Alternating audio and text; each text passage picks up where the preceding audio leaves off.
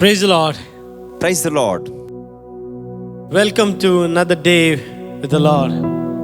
ಇನ್ನೊಂದು ದಿವಸಕ್ಕೆ ಕರ್ತನನ್ನು ಆರಾಧಿಸೋದಕ್ಕೆ ಸ್ವಾಗತಿಸ್ತೇನೆ. It's a great day to worship the Lord. ದೇವರನ್ನ ಆರಾಧಿಸಲು ಇದು ಶ್ರೇಷ್ಠವಾದ ದಿವಸ. As you and your family come together to worship the Lord, let me draw your attention to Job 1 verse 21. ನೀವು ನಿಮ್ಮ ಕುಟುಂಬವು ದೇವರನ್ನ ಆರಾಧಿಸುವುದಕ್ಕಾಗಿ ಸಿದ್ಧಗೊಳ್ಳುತ್ತಿರುವಾಗ ನಿಮ್ಮ ಗಮನವನ್ನ ಯೋಬನ ಬರೆದ ಪುಸ್ತಕ 1ನೇ ಅಧ್ಯಾಯ 21ನೇ ವಾಕ್ಯದ ಕಡೆಗೆ ತಿರುಗಿಸಿಕೊಳ್ಳ್ರಿ ಎಂಬುದಾಗಿ ಕೇಳ್ಕೊಳ್ತೇನೆ. He said, naked I come before my mother's womb, and naked shall I return there. The Lord gave and the Lord has taken away. Blessed be the name of the Lord. ಏನೂ ಇಲ್ಲದವನಾಗಿ ತಾಯಿಯ ಗರ್ಭದಿಂದ ಬಂದೆನು, ಏನೂ ಇಲ್ಲದವನಾಗಿ ಗತಿಸಿ ಹೋಗುವೆನು. ಯೆಹೋವನೇ ಕೊಟ್ಟನು, ಯೆಹೋವನೇ ತೆಗೆದುಕೊಂಡನು, ಯೆಹೋವನ ನಾಮಕ್ಕೆ ಸ್ತೋತ್ರ. The story goes like this. Job had everything. He was the wealthiest man, and one fine day he lost everything. ಹಿನ್ನೆಲೆ ಹೇಳುತ್ತದೆ, ಯೋಬನು ಒಬ್ಬ ದೊಡ್ಡ ಶ್ರೀಮಂತ, ಆದ್ರೆ ಒಂದು ದಿವಸ ಬರ್ತದೆ ಆತನು ಎಲ್ಲವನ್ನ ಕಳೆದುಕೊಂಡನು.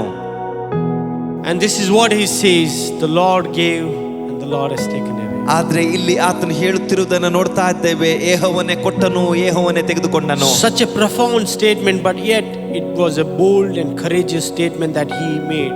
ನೋಡ್ರಿ, ಆ ಸಂದಿಗ್ಧವಾದ ಸ್ಥಿತಿಯಲ್ಲಿ ಎಂತ ದೃಢವಾದ ಶ್ರೇಷ್ಠವಾದ ಮಾತನ್ನ ಯೋಬನು ಹೇಳ್ತಾ ಇದ್ದಾನೆ. But it was most difficult for him to say, because he has lost everything. For a man to lose everything and to say that word, it takes courage and the faith in God. ಒಬ್ಬ ಮನುಷ್ಯನು ಎಲ್ಲವನ್ನ ಕಳೆದುಕೊಂಡಂತ ಸಂದರ್ಭದಲ್ಲಿ ಈ ರೀತಿಯಾದ ಒಂದು ಹೇಳಿಕೆಯನ್ನ ಹೇಳಬೇಕಾದ್ರೆ ದೊಡ್ಡ ಧೈರ್ಯ ಹಾಗೂ ದೇವರಲ್ಲಿ ದೊಡ್ಡ ನಂಬಿಕೆ ಬೇಕು. You know, he lost everything and he is telling that God has given and God has taken.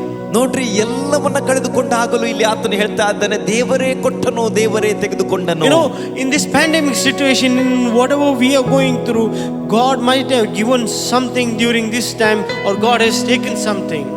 ನೋಡ್ರಿ, ಈ ಒಂದು ಸಂದಿಗ್ಧವಾದ ಸ್ಥಿತಿಯಲ್ಲಿ ದೇವರು ಕೆಲವು ಸಂಗತಿಗಳನ್ನ ಕೊಟ್ಟಿರಬಹುದು, ಕೆಲವು ಸಂಗತಿಗಳನ್ನ ತೆಗೆದುಕೊಂಡಿರಬಹುದು. Some of you have lost your jobs. ನೀವು ನಿಮ್ಮ ಉದ್ಯೋಗವನ್ನು ಕಳೆದುಕೊಂಡಿರಬಹುದು. Your bank balance is nil. ನಿಮ್ಮ ಬ್ಯಾಂಕ್ ಬ್ಯಾಲೆನ್ಸ್ ಅದು ಖಾಲಿಯಾಗಿರಬಹುದು. Or you might be going through some difficult situation. Some of you must have gone through some corona virus. ನಿಮ್ಮಲ್ಲಿ ಕೆಲವರು corona virus ನ ದಾಳಿಗೆ ಒಳಗಾಗಿರಬಹುದು, ಕಠಿಣವಾದ ಸ್ಥಿತಿಯಲ್ಲಿ ಹಾದು Or your ಹೋಗಿರಬಹುದು. health might have taken a toll. ನಿಮ್ಮ ಆರೋಗ್ಯ ತೆಗೆಯಲ್ಪಟ್ಟಿರಬಹುದು. I don't know. ನನಗೆ ಗೊತ್ತಿಲ್ಲ. But some of you have lost, or some of you have gained something. ನಿಮ್ಮಲ್ಲಿ ಕೆಲವರು ಕಳೆದುಕೊಂಡಿದ್ದೀರಿ, ನಿಮ್ಮಲ್ಲಿ ಕೆಲವರು Or ಹೊಂದಿಕೊಂಡಿದ್ದೀರಿ. might be this situation has drawn more closer to God. ಈ ಒಂದು ಪರಿಸ್ಥಿತಿ ನಿಮ್ಮ ಗಮನವನ್ನ, ನಿಮ್ಮನ್ನ ದೇವರ ಹತ್ತಿರಕ್ಕೆ ಸೆಳೆದಿರಬಹುದು. You know, God so loved the world that he gave his only begotten son, that none should perish but everybody should have eternal life. ನೋಡ್ರಿ, ದೇವರು ಲೋಕದ ಮೇಲೆ ಎಷ್ಟೋ ಪ್ರೀತಿಯನ್ನಿಟ್ಟು ತನ್ನ ಒಬ್ಬನೇ ಮಗನನ್ನ ಕೊಟ್ಟನು, ಆತನನ್ನ ನಂಬುವ ಒಬ್ಬನಾದ್ರೂ ನಾಶ ಹೊಂದದೆ ನಿತ್ಯ ಜೀವವನ್ನು ಹೊಂದುವುದಕ್ಕಾಗಿ. God gave himself to us. ದೇವರೇ ಆತನನ್ನ ನಮಗಾಗಿ ಅರ್ಪಿಸಿದ್ದಾನೆ. And whoever has accepted him, he has taken the sin away from us. ಯಾರೆಲ್ಲ ಆತನ ಮೇಲೆ ನಂಬಿಕೆ ಇಡ್ತಾರೋ ಅವರಲ್ಲಿದ್ದ ಪಾಪವನ್ನು ಆತನು ತೆಗೆಯುತ್ತಾನೆ. The God has given and God has taken. ದೇವರೇ ಕೊಟ್ಟನು, ದೇವರೇ ತೆಗೆದನು. And blessed be his name. ಆತನ ನಾಮಕ್ಕೆ ಮಹಿಮೆ ಉಂಟಾಗಲಿ. He alone needs to be blessed. ಆತನೊಬ್ಬನೇ ಮಹಿಮೆಗೆ He ಅರ್ಹನು. alone needs to be glorified. ಆತನೊಬ್ಬನೇ ಸ್ತುತಿ ಘನತೆಗೆ ಅರ್ಹನು. I want to invite you with your families to sing with us, worship with us. ನೀವು ಕುಟುಂಬವಾಗಿ ನಮ್ಮೊಂದಿಗೆ ದೇವರನ್ನ ಆರಾಧಿಸಿರಿ ಎಂಬುದಾಗಿ ನಿಮ್ಮೆಲ್ಲರೂ ನಾನು Let's ಸ್ವಾಗತಿಸುತ್ತೇನೆ. sing this song, Blessed be the name of the Lord. ದೇವರ ನಾಮಕ್ಕೆ ಮಹಿಮೆ ಉಂಟಾಗಲಿ.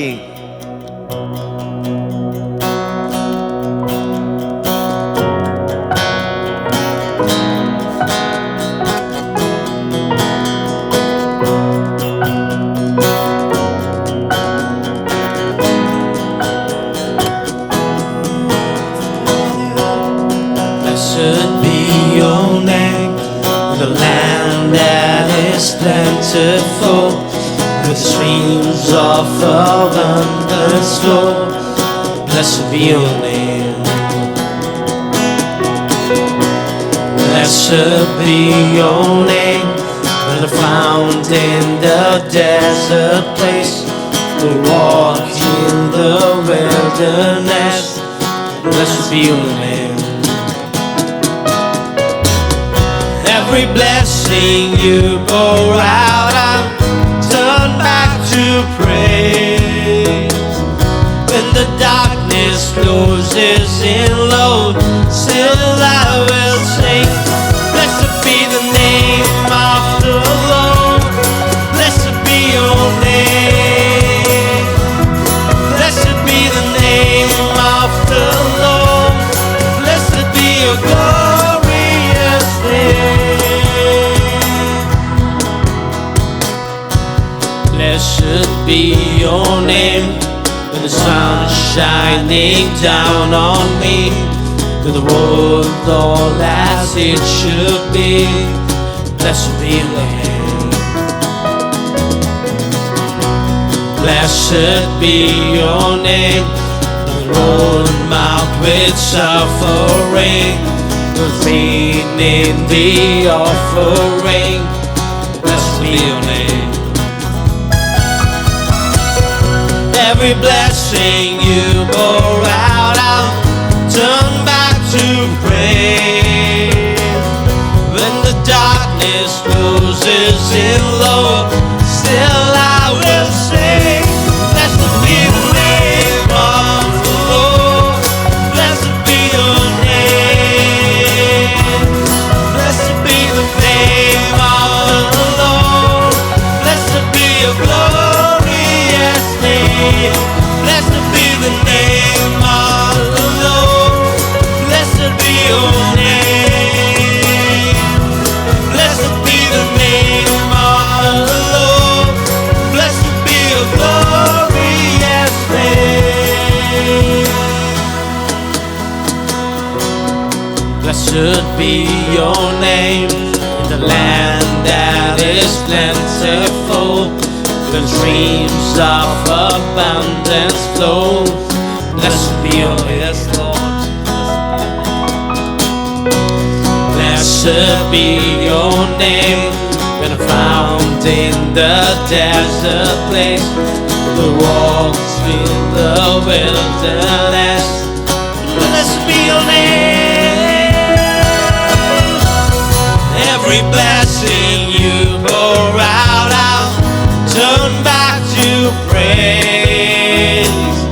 When the darkness closes in low, still I will sing. Blessed be the name of the Lord. Blessed be your name. Blessed be the name of the Lord. Blessed be your glorious name. Blessed be the name of the Lord. Blessed be your name. Blessed be the name of the Lord. Blessed be your glorious name. Give and take away. Give and take away. Give and take away. My heart will choose to say, blessed be your name. You give and take away. You give and take away.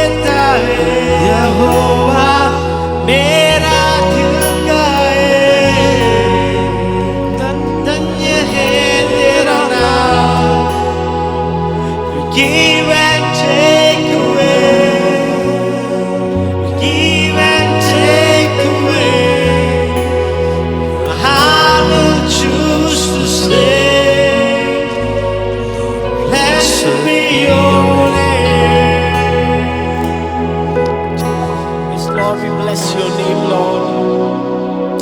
You go and take away everything. But my heart will choose to say, blessed be your name, Lord. Blessed be your name, Lord. How much you loved us. Lord, you gave your only Son for us. ದೇವರೇ, ನೀನು ಎಷ್ಟು ಹೆಚ್ಚಾಗಿ ನಮ್ಮನ್ನ ಪ್ರೀತಿಸಿದಿ, ನಮಗಾಗಿ ನಿನ್ನ ಒಬ್ಬನೇ ಮಗನನ್ನ ಕೊಟ್ಟಿದ್ದೀಯಾ. To take out the way sins of mine, Lord. ನನ್ನ ಪಾಪದಿಂದ ನನ್ನನ್ನು ಬಿಡಿಸುವುದಕ್ಕಾಗಿ. Thank you, Jesus. Bihare bita तूने हमसे कितना प्यार किया, अपने पापों से छुड़ाने को अपने बेटे को कुर्बान किया. प्यारे पिता, तूने हमसे इतना प्यार किया, अपने पापों से छुड़ाने को अपने बेटे को कुर्बान किया. हम गाए हो सेना, तू राजाओं का हे राजा,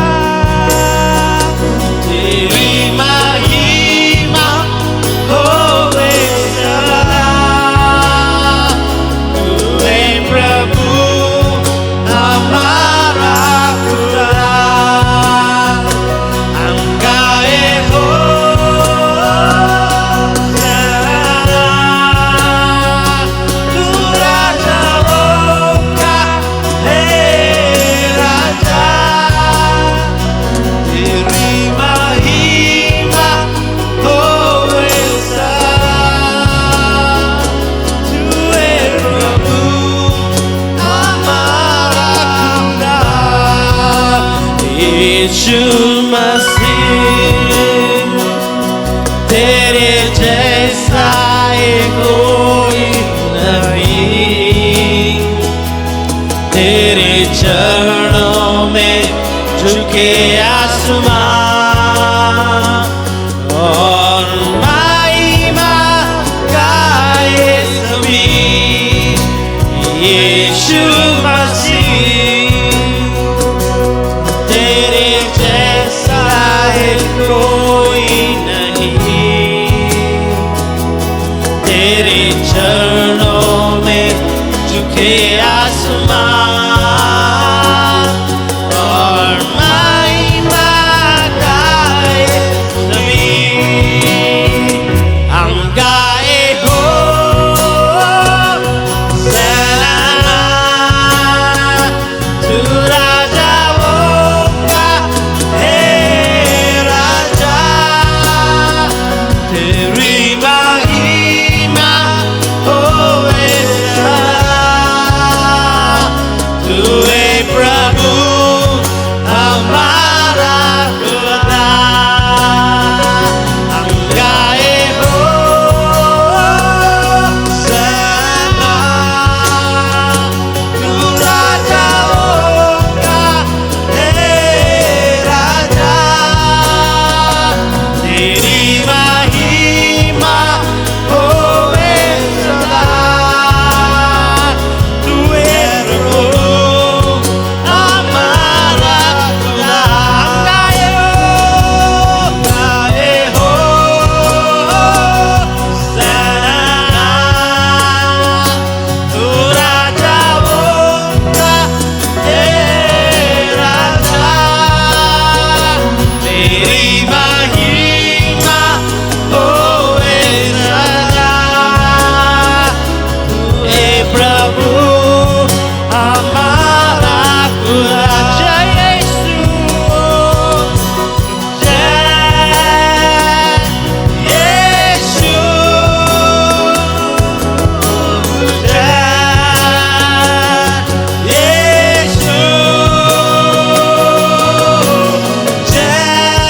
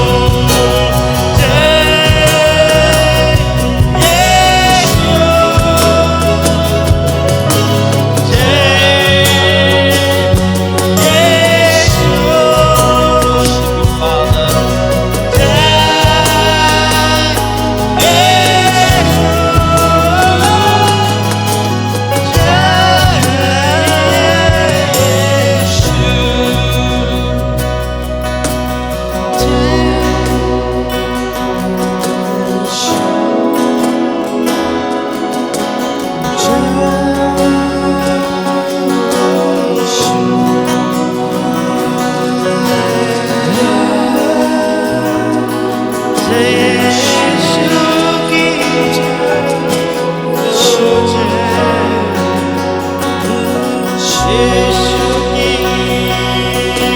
Hail to the King. Hail to the King who is forever. Hail to the King.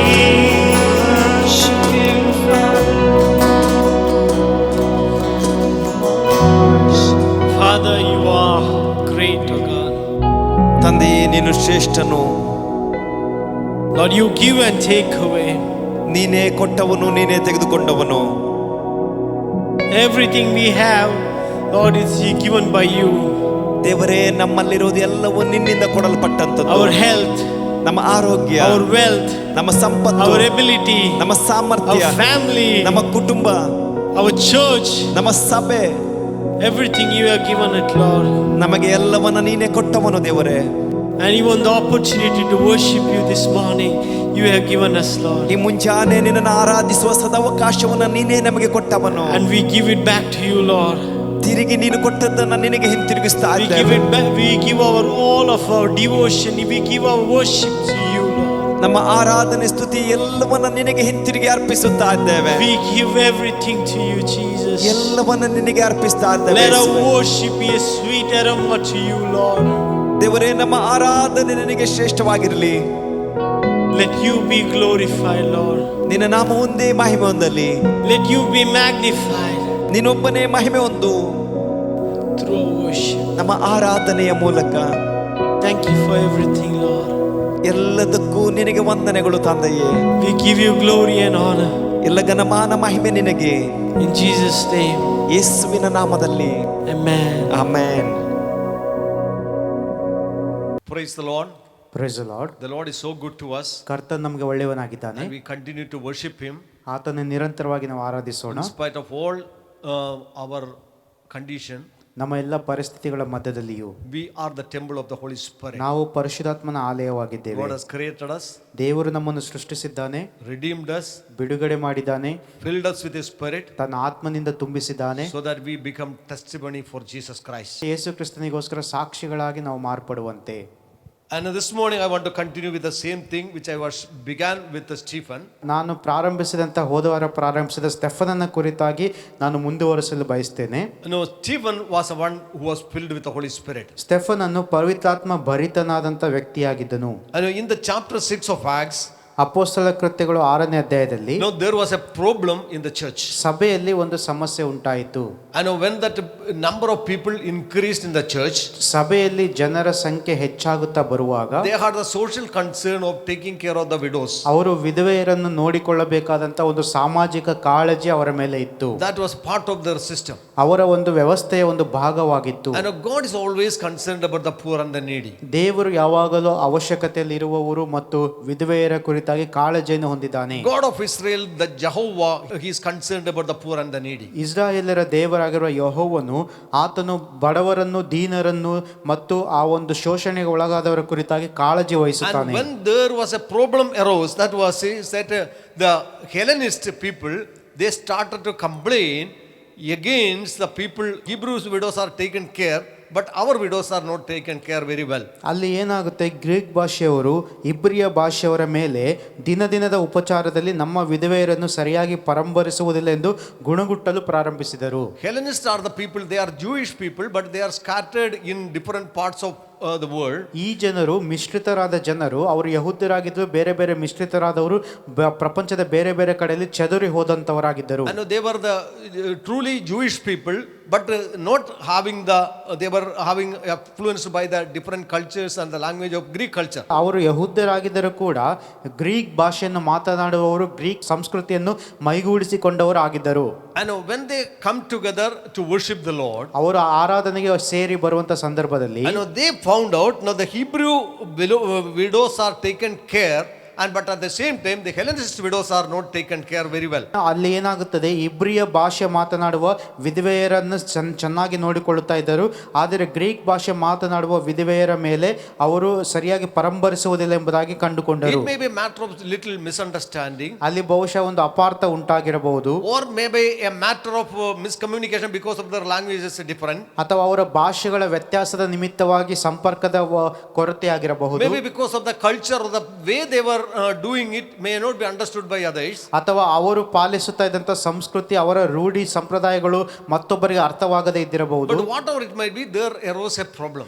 ಏನೇ ಕಾರಣವಿದ್ದರೂ ಕೂಡ ಸಮಸ್ಯೆಯಲ್ಲಿ ನಿಜವಾಗ್ಲೂ ಉದ್ಭವಿಸಿತು. When we study the book of Acts, ನಾವು ಅಪೊಸ್ತಲರ ಕೃತ್ಯಗಳನ್ನು ಓದುವಾಗ in the beginning itself, this is a glorious church. ಪ್ರಾರಂಭದಲ್ಲಿ ಅದೊಂದು ಮಹಿಮೆಯ ಸಭೆಯಾಗಿತ್ತು. I know that they were filled with the Holy Spirit. ಅವರು ಪರಿಶುದ್ಧಾತ್ಮದಿಂದ ತುಂಬಿಸಲ್ಪಟ್ಟಿದ್ದರು. They were loving and united together. ಅವರು ಪ್ರೀತಿಸುವವರು, ಐಕ್ಯತೆಯಿಂದ ಇರುವವರಾಗಿದ್ದರು. They had lot of opposition from the Jewish community. ಅವರಿಗೆ ಯಹೂದ ಸಮುದಾಯದವರಿಂದ ವಿರೋಧಗಳಿದ್ದವು. And they were threatened that not to preach about Jesus Christ. ಯೇಸುವಿನ ಬಗ್ಗೆ ಪ್ರಸಂಗಿಸಬಾರದೆಂಬುದಾಗಿ ಅವರನ್ನು ಬೆದರಿಸಿದರು. All kinds of threats were there, opposition were there, but still they were united and as a community. ಎಲ್ಲ ವಿಧವಾದ ಬೆದರಿಕೆಗಳು, ಹೆದರಿಕೆಗಳ ಮಧ್ಯದಲ್ಲಿಯೂ ಕೂಡ ಅವರು ಕ್ರಿಸ್ತನಿಗೋಸ್ಕರ ಐಕ್ಯತೆಯಿಂದ ಇದ್ದರು. This unity was brought through the Holy Spirit. ಇದು ಪರಿಶುದ್ಧಾತ್ಮನ ಮೂಲಕ ಬಂದಂತ ಒಂದು ಐಕ್ಯತೆಯಾಗಿತ್ತು. This unity was brought through the purpose they have to take the gospel to the uttermost part of the world. ಲೋಕದ ಕಟ್ಟಕಡೆಯವರೆಗೆ ದೇವರ ಸುವಾರ್ತೆಯನ್ನು ತೆಗೆದುಕೊಂಡು ಹೋಗಬೇಕೆನ್ನುವ ಒಂದೇ ಒಂದು ಗುರಿಯ ನಿಮಿತ್ತವಾಗಿ ಬಂದಂತ ಐಕ್ಯತೆಯಾಗಿತ್ತು. And see, everything was going so well. ಎಲ್ಲವೂ ಚೆನ್ನಾಗಿ ನಡೆಯುತ್ತಾ ಇರುವಂತ ಸಂದರ್ಭ. Church was multiplied. ಸಭೆ ಬೆಳೆಯುತ್ತಾ ಇತ್ತು. People began to respond to the gospel. ಜನರು ಸುವಾರ್ತೆಗೆ ಪ್ರತಿಕ್ರಿಯಿಸ್ತಾ ಇದ್ದರು. And the devil is not happy about these things. ಆದರೆ ಸೈತಾನನಿಗೆ ಈ ವಿಷಯಗಳ ಬಗ್ಗೆ ಸಂತೋಷವಿಲ್ಲ. Devil thought that by opposition from others that they cannot destroy the church. ಸೈತಾನನಿಗೆ ಗೊತ್ತಾಯಿತು, ಹೊರಗಡೆಯಿಂದ ಒತ್ತಡ ತರುವುದರಿಂದ, ಬೆದರಿಕೆ ತರುವುದರಿಂದ ಇದನ್ನು ನಿಲ್ಲಿಸಲು ಸಾಧ್ಯವಿಲ್ಲ. This is a fact, beloved, that whenever the church is opposed, church is persecuted, the church will grow in strength and in power and in faith. ಪ್ರೇರಿ, ಇದು ಸತ್ಯವಾಗಿದೆ. ಯಾವಾಗಲೆಲ್ಲ ಹೊರಗಡೆಯಿಂದ ಒತ್ತಡಗಳು, ವಿರೋಧಗಳು, ಹಿಂಸೆಗಳು ಎದುರಾಗುವಾಗ ಸಭೆಯು ಅವುಗಳ ಮಧ್ಯದಲ್ಲಿ ಬೆಳೆಯುವಂತ ಸಭೆಯಾಗಿರುತ್ತದೆ. I know that they will be standing together for the purpose of God. ದೇವರ ಉದ್ದೇಶಕ್ಕೋಸ್ಕರ ಒಟ್ಟಾಗಿ ನಿಂತು ಬೆಳೆಯುತ್ತಾ ಇರುತ್ತಾರೆ. I know the devil wanted to somehow bring division in the church. ಅದಕ್ಕೋಸ್ಕರ ಸೈತಾನನು ಸಭೆಯ ಒಳಗೆ ಒಂದು ವಿಭಾಗಗಳನ್ನು ತರುವುದಕ್ಕೆ ಪ್ರಯತ್ನಿಸಿದನು. That is why that the devil entering into the church through the believers. ಈ ಒಂದು ವಿಶ್ವಾಸಿಗಳ ಮೂಲಕ ಸೈತಾನನು ಸಭೆಯೊಳಗೆ ಪ್ರವೇಶಿಸಿದನು. In the chapter 5 we see that there is a dishonesty among believers. 5ನೇ ಅಧ್ಯಾಯದಲ್ಲಿ ನಾವು ನೋಡ್ತೇವೆ, ಒಂದು ವಿಶ್ವಾಸಿಗಳ ಮಧ್ಯದಲ್ಲಿ ಒಂದು ಅನ್ಯಾಯ ಅಲ್ಲಿ ಬಂದಿತ್ತು. They were dishonest people. ಅವರು ಒಂದು ಪ್ರಾಮಾಣಿಕತೆ ಇಲ್ಲದ ಜನರಾಗಿದ್ದರು. Anania and Sapphira, ಅನಾನಿಯ ಮತ್ತು ಸಫಾರಿಯಾ, they were people of God, ಅವರು ದೇವ ಜನರಾಗಿದ್ದರು, born again people. ಅವರು ಹೊಸದಾಗಿ ಹುಟ್ಟಿದವರಾಗಿದ್ದರು. And they come into the church. ಅವರು ಸಭೆಗೆ ಬರುತ್ತಿದ್ದಾರೆ. I know they sold their property. ಅವರು ತಮ್ಮ ಆಸ್ತಿಪಾಸ್ತಿಗಳನ್ನು ಮಾರಿದರು And given some money to the church. ಸಭೆಗೆ ಸ್ವಲ್ಪ ಹಣ ಕೊಟ್ಟರು. Something they have kept for themselves. ಸ್ವಲ್ಪವನ್ನು ತಮಗೋಸ್ಕರ ಬಚ್ಚಿಟ್ಟುಕೊಂಡರು. But as though they were pretending, they were so generous, they were honest people. ಆದರೆ ಅವರು ಎಲ್ಲವನ್ನೂ ಕೊಟ್ಟಿದ್ದೇವೆ ಎನ್ನುವ ರೀತಿಯಲ್ಲಿ ಪ್ರಾಮಾಣಿಕರು ಮತ್ತು ಒಂದು ಧಾರಾಳವಾಗಿ ಕೊಟ್ಟಿದ್ದೇವೆ ಎನ್ನುವ ರೀತಿಯಲ್ಲಿ ವರ್ತಿಸಿದರು. They came to the church of God to worship the Lord. ದೇವರನ್ನು ಆರಾಧಿಸುವುದಕ್ಕೆ ಸಭೆಗೆ ಬಂದರು. As living people, they came into the church. ಅವರು ಸಭೆಯೊಳಗೆ ಜೀವಿಸುವ ವ್ಯಕ್ತಿಗಳಾಗಿ ಬಂದರು. But what happened because of the presence of God in the church? ಸಭೆಯಲ್ಲಿದ್ದ ದೇವ ಪ್ರಸನ್ನತೆಯ ನಿಮಿತ್ತವಾಗಿ They were taken as dead out of the church. ಅವರು ಸಭೆಯಿಂದ ಹೊರಗೆ ಹೋಗುವಾಗ ಸತ್ತ ವ್ಯಕ್ತಿಗಳಾಗಿ They do ಹೋದರು. not know how to handle the holiness of God.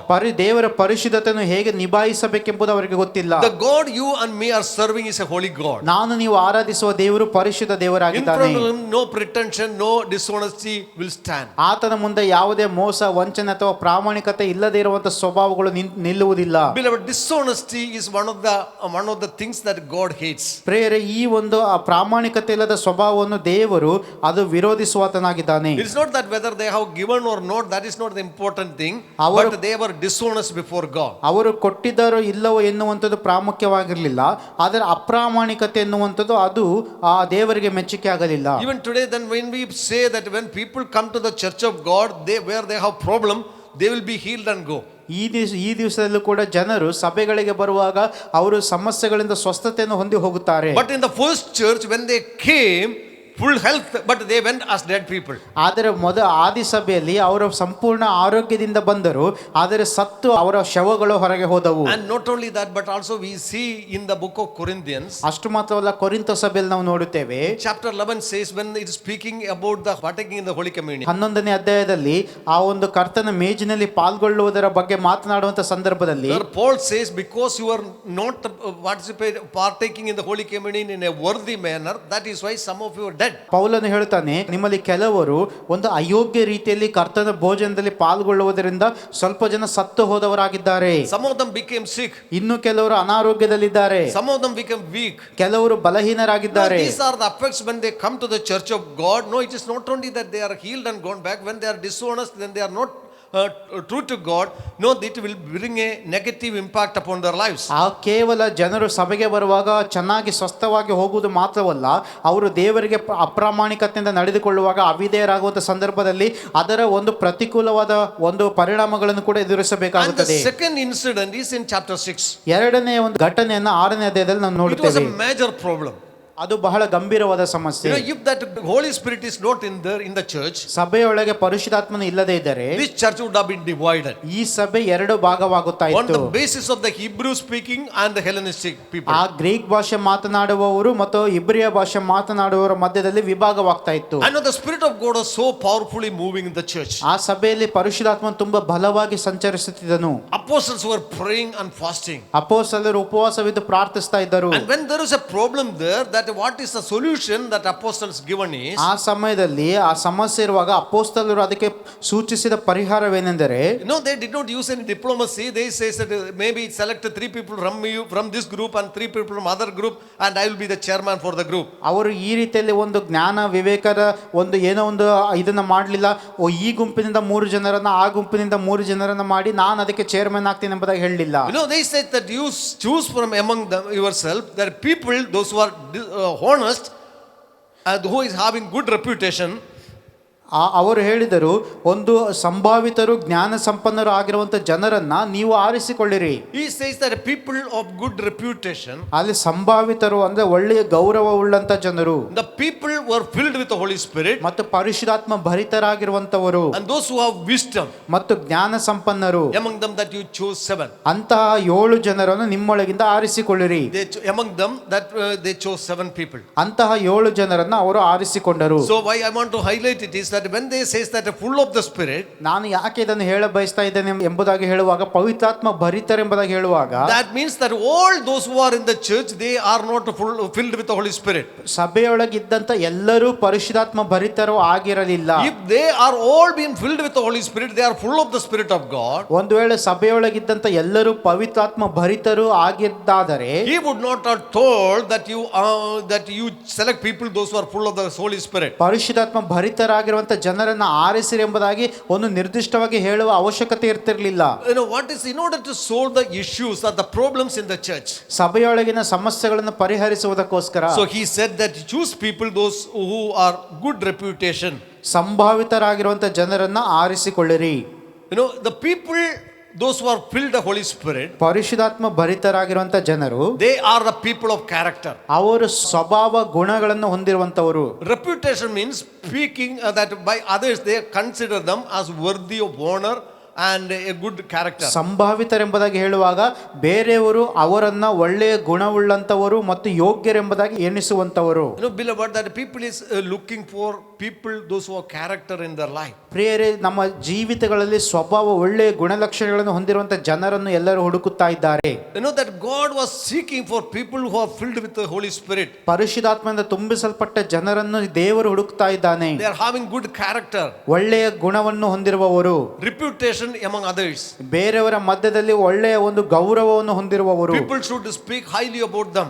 ಅವರ ಬಗ್ಗೆ ಒಳ್ಳೆಯ ರೀತಿಯಲ್ಲಿ ಮಾತನಾಡಬೇಕು It is not ಜನರು. the educated are not highly spoken, ಅದು ವಿದ್ಯಾಭ್ಯಾಸದ ಕುರಿತಾಗಿ ಉನ್ನತವಾಗಿ or ಮಾತಾಡುವುದಲ್ಲ, because of their money, ಅಥವಾ ಹಣ ಇದೆ ಎಂಬುದಾಗಿ or ಮಾತಾಡುವುದಲ್ಲ, because of their power. ಅಥವಾ ಅವರಲ್ಲಿ ಅಧಿಕಾರ ಇದೆ ಎಂಬುದಾಗಿ ಮಾತಾಡುವುದಲ್ಲ. All educated will not have good reputation. ಎಲ್ಲ ವಿದ್ಯಾವಂತರಾದ ಮಾತ್ರಕ್ಕೆ ಅವರು ಗೌರವ ಹೊಂದಿರುತ್ತಾರೆ ಎಂಬುದಾಗಿಲ್ಲ. All those who are in power may not be necessarily they are having good reputation. ಕೇವಲ ಅಧಿಕಾರ ಇದ್ದ ಮಾತ್ರಕ್ಕೆ ಅವರಿಗೆ ಒಳ್ಳೆಯ ಗೌರವ ಇರುತ್ತದೆ ಎಂಬುದಾಗಿ ಅಲ್ಲ. All those who have money, they may not have necessarily have good reputation. ಕೇವಲ ಹಣ ಇದೆ ಎಂದ ಮಾತ್ರಕ್ಕೆ ಅವರಿಗೆ ಗೌರವ ಇದೆ ಎಂಬುದಾಗಿ ಅರ್ಥವಲ್ಲ.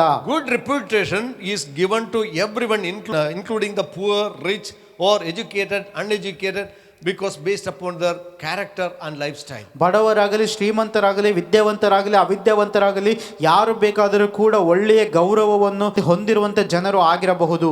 Beloved, that today that the God is filling the people in order to produce character in their life.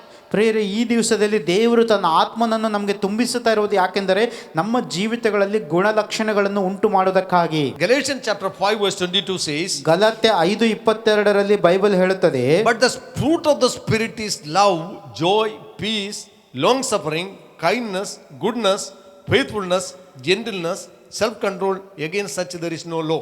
ಆದರೆ ದೇವರಾತ್ಮದಿಂದ ಉಂಟಾಗುವ ಫಲವೇನೆಂದರೆ ಪ್ರೀತಿ, ಸಂತೋಷ, ಸಮಾಧಾನ, ದೀರ್ಘಶಾಂತಿ, ದಯೆ, ಉಪಕಾರ, ನಂಬಿಕೆ, ಸಾಧುತ್ವ, ಕ್ಷಮೆದಮೆ ಇಂಥವುಗಳನ್ನು ಯಾವ ಧರ್ಮಶಾಸ್ತ್ರವೂ ಆಕ್ಷೇಪಿಸುವುದಿಲ್ಲ. Not that God want you and me, when that we are filled with the Holy Spirit, it should produce the character of Jesus Christ. That is called the fruit of the Holy Spirit. ಪರಿಶುದ್ಧಾತ್ಮನ ಒಂದು ಫಲವು ಅಂದರೆ ಯೇಸು ಕ್ರಿಸ್ತನ ಸ್ವಭಾವವನ್ನು ನಾವೆಲ್ಲರೂ ಉತ್ಪತ್ತಿ ಮಾಡಬೇಕೆಂಬುದಾಗಿ ದೇವರು ಬಯಸ್ತಾನೆ.